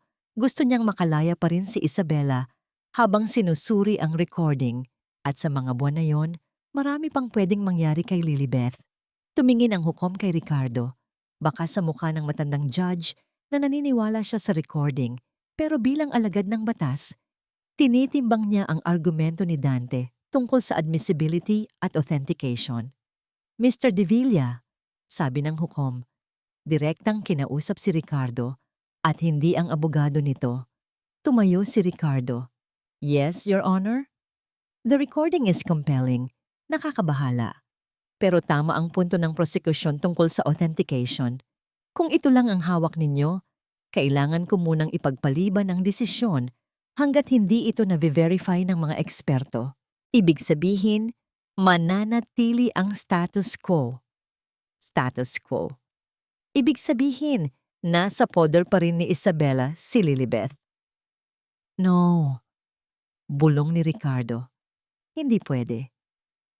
Mr. De Villa, pagpapatuloy ng hukom, ang boses ay may halong hamon. Do you have anything more conclusive? Something visual, something undeniably authentic na magpapatunay na ngayon din ay nasa panganib ang buhay ng anak mo? Napatingin si Ricardo kay Elena. Umiling si Elena. Ang recorder lang ang nakuha niya. Hindi niya nakuha ang CCTV footage dahil nahuhuli siya halos ng mga gwardya bago siya makatakas. Ngumisi si Dante. Alam niyang nakalusot siya. Pero biglang may naalala si Ricardo. Isang bagay na ginawa niya noong nakaraang buwan bago pa man magsimula ang gulo. Isang bagay na nakalimutan niya dahil sa sobrang stress pero ngayon ay biglang lumiwanag sa kanyang isipan. Ang baby monitor. Ang lumang baby monitor na niregalo ng kanyang yumaong ina noong ipinanganak si Lilibeth. Ito ay modelong may cloud backup na nakakonekta sa isang lumang email na hindi alam ni Isabela. Tumingin si Ricardo sa hukom. Ang kanyang mga mata ay nag-alab sa huling pag-asa. Yes, Your Honor. Sagot ni Ricardo ng malakas at buo. Mayroon pa at hindi ito audio lang. Bumaling siya kay Attorney Severino. Sev, ikonekta mo ang laptop ko sa projector. Ngayon din. Ang hugong ng projector fan ang tanging naririnig sa loob ng korte, tila isang babala ng paparating na bagyo. Mabilis ang naging kilos ni Attorney Severino. Sa loob ng ilang sandali, nakakonekta na ang laptop sa malaking puting screen sa harap. Nakaupo si Ricardo, nakatingin sa blankong screen. Ang kanyang puso ay tumitibok ng mabilis, hindi dahil sa kaba, kundi dahil sa sakit. Alam niya kung ano ang mapapanood nila.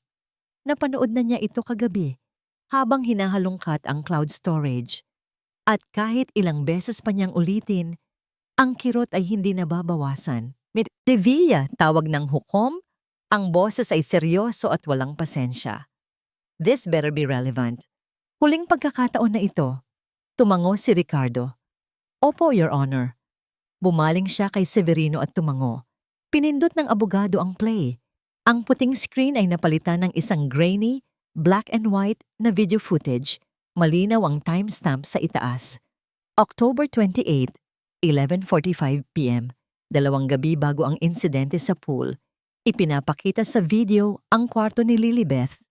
Ang bata ay natutulog ng mahimbing. Yakap ang kanyang manika. Payapa ang lahat. Biglang bumukas ang pinto. Pumasok si Isabela. Sa loob ng korte, narinig ang pagsinghap ng ilang tao. Si Isabela, na nakaupo sa prosecution table, ay nanigas. Ang kanyang mga mata ay nanlaki habang nakatingin sa sarili niya sa screen. Sa video, lumapit si Isabela sa kama. Hindi niya ginising si Lilibeth ng marahan. Sa halip, tinapik niya ito ng malakas sa pisngi.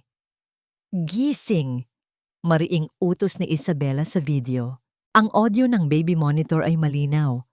Dinig na dinig ang bawat salita. Nagising si Lilibeth, halatang gulat at takot. Sinubukan niyang umupo, pero hinawakan siya ni Isabela sa balikat at itinulak pabalik sa kama. Huwag ka nang gumalaw, asik ni Isabela. May kinuha siyang isang syringe na walang karayom mula sa kanyang bulsa. Puno ito ng isang malapot na likido. Buksan mo ang bibig mo. Umiling si Lilibeth sa video. umiiyak ng walang boses, tinatakpan ng bibig gamit ang maliliit niyang kamay. Sabi ng buksan mo eh, sigaw ni Isabela. Hinawakan niya ang panga ng bata at pilit itong ibinuka. Kailangan mong inumin to. Para bukas, mukha kang lantang gulay sa harap ng daddy mo para maniwala siya na pabigat ka lang sa buhay niya. Sa pilitang itinurok ni Isabela ang likido sa bibig ng bata. Nabulunan si Lilibeth, umubo, at sumuka ng kaunti sa kanyang damit. Sa loob ng korte, napatakip ng bibig ang court stenographer. Ang hukom ay nakakunot ang noo. Ang kanyang mga kamay ay mahigpit na nakahawak sa armrest ng kanyang upuan. Si Ricardo ay nakayuko. Ayaw nang tingnan ang eksena, pero ang mga kamao niya ay nanginginig sa galit. Pero hindi pa tapos ang video. Matapos pa inumin ng bata, kinuha ni Isabela ang kanyang cellphone. Nagdial siya at inilagay ito sa loudspeaker habang pinupunasan ng suka sa damit ni Lilibeth gamit ang kumot ng padabog. Hello? Boses ng isang lalaki sa kabilang linya ng telepono sa video. Sa loob ng korte, napalingon ang lahat kay Attorney Dante Ramos.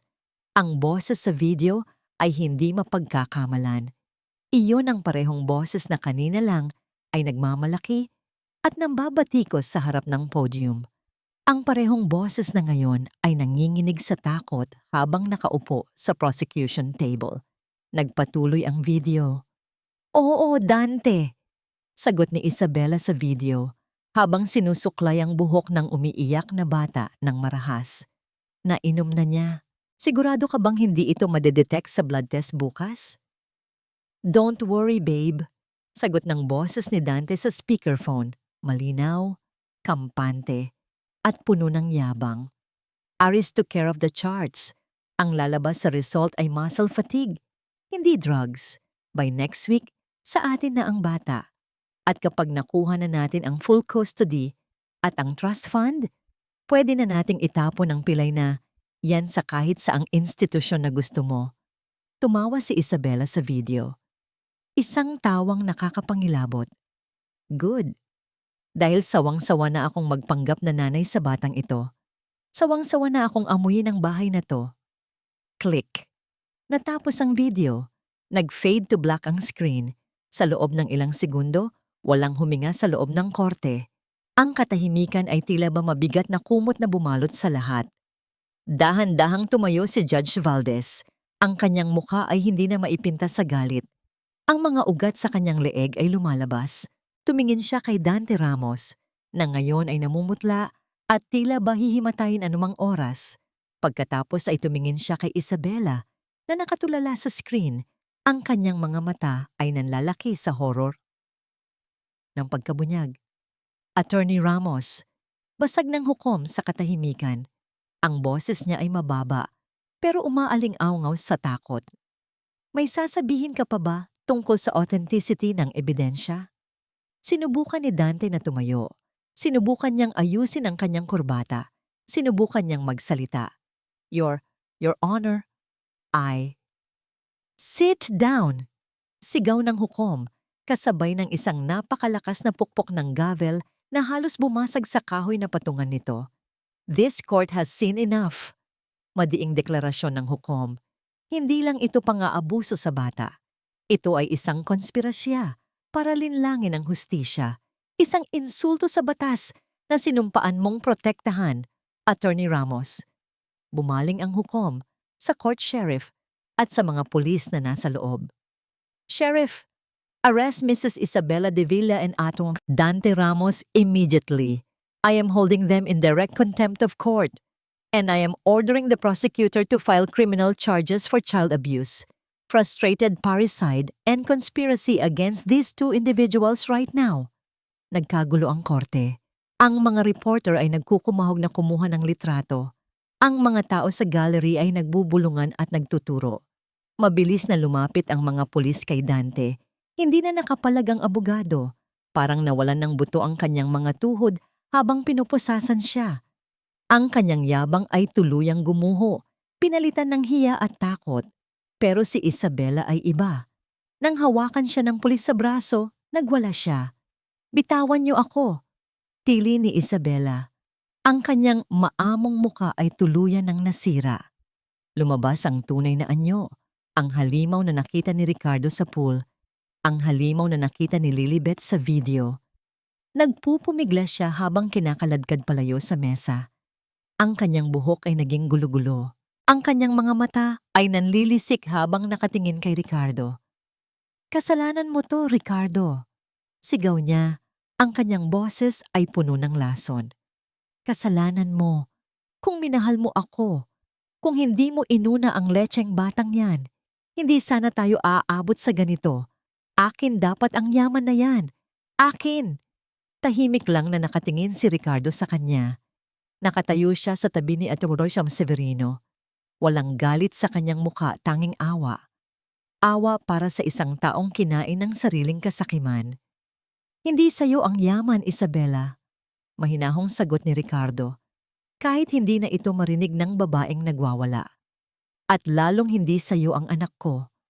Habang hinihila ng mga pulis si Isabela palabas ng pinto, patuloy pa rin ito sa pagsigaw at pagmumura. Tumingin siya kay Yaya Elena na nasa witness stand. "Ikaw na matanda ka. Papatayin kita. Papatayin ko kayong lahat. Hindi pa tapos ang lahat. Babalikan kita, Ricardo. Tandaan mo iyan." Ing pagsasara ng mabibigat na pinto ng korte ang pumutol sa kanyang mga sigaw. Natahimik muli ang paligid. Huminga ng malalim si Judge Valdez. Inayos niya ang kanyang salamin at tumingin kay Ricardo. Ang ekspresyon ng hukom ay lumambot. "Mr. De Villa," sabi ng hukom, "the temporary protection order against you is hereby lifted. Granted ang petition mo for permanent sole custody of Lilibet De Villa immediately. The court also orders full medical attention for the child immediately under your supervision." Napaupo si Ricardo sa kanyang upuan.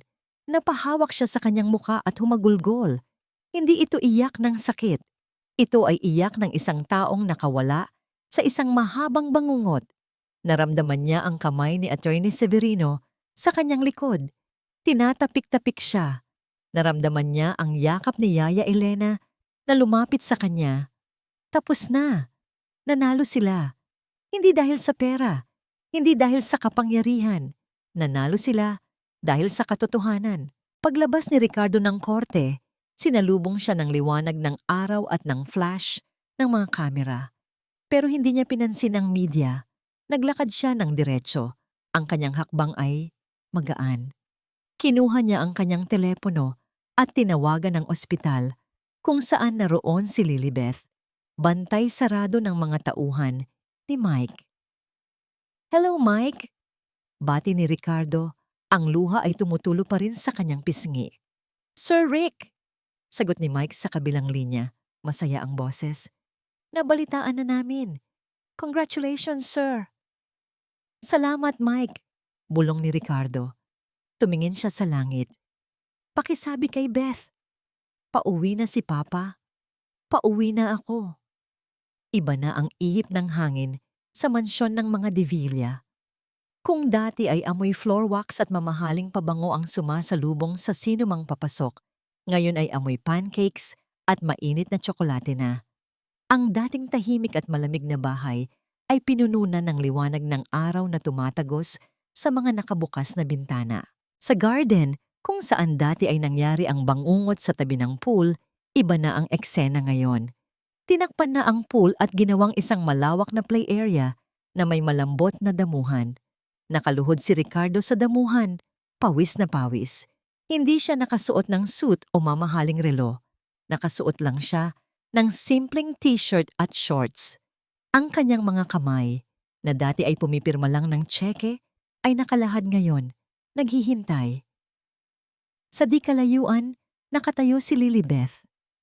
Hawak siya ni Yaya Elena sa baywang para alalayan. Wala na ang takot sa mga mata ng bata.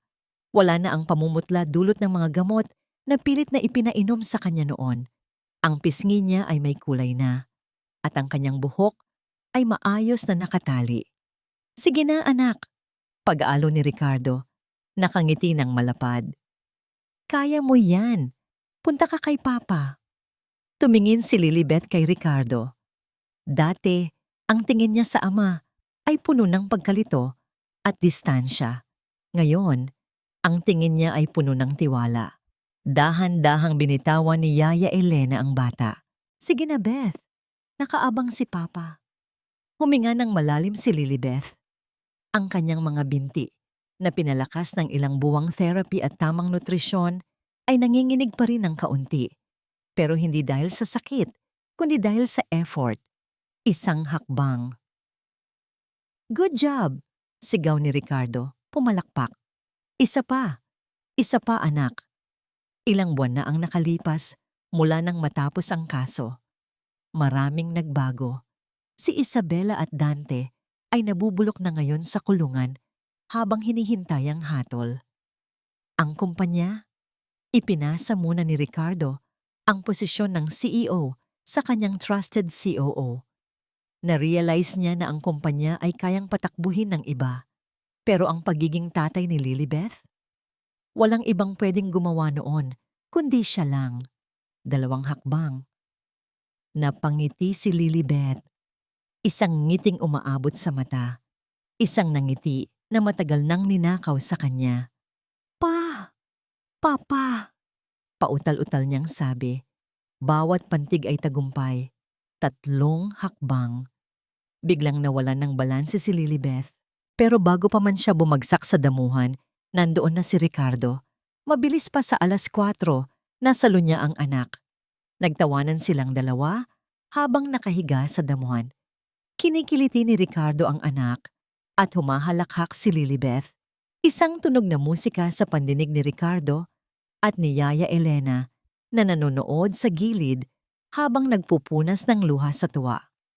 Kinagabihan, sa kwarto ni Lilibeth, wala nang kandado ang pinto, wala nang mga gamot na nakatago sa drawer. Ang kwarto ay puno ng mga stuffed toys at libro. Nakaupo si Ricardo sa gilid ng kama. Hawak ang isang libro ng mga fairy tale. Binabasahan niya si Lilibeth bago matulog. Ito na ang bago nilang ritual. Walang cellphone, walang emails, walang tawag mula sa opisina. At nabuhay silang masaya magpakailanman. Pagtatapos ni Ricardo sa kwento, isinara niya ang libro at inilagay sa mesa. Tinitigan niya ang anak na nakatingin sa kanya. Hinaplos niya ang buhok nito. Anak, malambing na sabi ni Ricardo, sorry kung natagalan si Papa ha. Sorry kung hinayaan kitang masaktan noon. Pero pangako, hinding-hindi na mauulit yon. Hinawakan ni Lilibeth ang kamay ng ama. Ang maliit niyang daliri ay pumulupot sa malaking daliri ni Ricardo. Dahan-dahang bumangon si Lilibeth mula sa pagkahiga. Kahit hirap, pinilit niyang umupo. Nagulat si Ricardo. Oh, may kailangan ka ba? Tubig? Umiling si Lilibeth. Sa halip iniunat ng bata ang kanyang 2 braso. Natigilan si Ricardo. Sa loob ng 8 taon, binigyan niya ang anak ng laruan, ng damit, ng yaya, ng kwarto. Pero hindi niya ito binigyan ng sarili niya. At ang anak niya, sa kabila ng lahat ng sakit ay handang magpatawad. Lumapit si Ricardo at sa unang pagkakataon na hindi dahil sa takot, hindi dahil sa utos, at hindi dahil sa aksidente, yumakap si Lilibeth sa kanya. Isinandal ni Lilibeth ang ulo sa dibdib ng ama. Ang kanyang maliliit na braso ay yumakap ng mahigpit sa leeg ni Ricardo. Naramdaman ni Ricardo ang init ng katawan ng anak. Naramdaman niya ang tibok ng puso nito. At sa sandaling iyon, gumuho ang huling pader sa puso ng bilyonaryo. Tumulo ang luha ni Ricardo. Niyakap niya pabalik ang anak. Mahigpit, puno ng pagmamahal, puno ng proteksyon. Ito ang kayamanan. Ito ang tagumpay. Wala sa bank account, wala sa titulo ng lupa, wala sa pangalan ng kumpanya. Nandito, sa yakap ng isang batang ipinaglaban niya mula sa kamatayan. I love you, Papa. Bulong ni Lilibeth, malinaw at buo. Hinalikan ni Ricardo ang ulo ng anak habang ang mga luha niya ay pumapatak sa buhok nito. Mahal na mahal din kita, anak. Sagot niya. Ang boses ay basag sa kaligayahan. Matulog ka na. Dito na si Papa. Hinding-hindi ka na niya iiwan. Sa labas ng bintana, ang buwan ay nagniningning. Tinatanglawan ng isang tahanang buo na sa wakas. Sa kabila ng dugo, luha at matinding pagsubok, ipinapaalala sa atin ang kwento ni Ricardo de Villa na ang katotohanan ay maaring maantala, ngunit hinding-hindi kailanman tuluyang matatalo. Ang mga taong ginamit ang salitang pag-ibig upang itago ang kasakiman at kasamaan ay sa huli haharap sa kaparusahan, habang ang mga tahimik ngunit tapat na nagtatanggol sa tama ay gagantimpalaan ng hustisya. Higit sa lahat, ito ay kwento ng isang ama na nagising sa katotohanan na ang tunay na yaman ay hindi nasusukat sa negosyo o ari-arian, kundi sa kaligtasan, tiwala at pagmamahal ng sariling anak. Ngunit kayo, mga minamahal naming tagapakinig, ano ang pipiliin ninyo kung mailalagay kayo sa pagitan ng kapangyarihan at pamilya? Naniniwala ba kayo na ang isang taong tunay na nagsisi ay karapat-dapat sa ikalawang pagkakataon?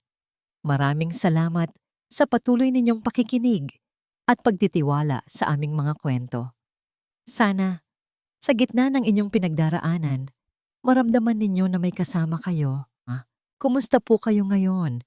Huwag kayong mag-atubiling magbahagi ng saloobin sa comments. Narito kami, handang makinig at maglakbay kasama ninyo.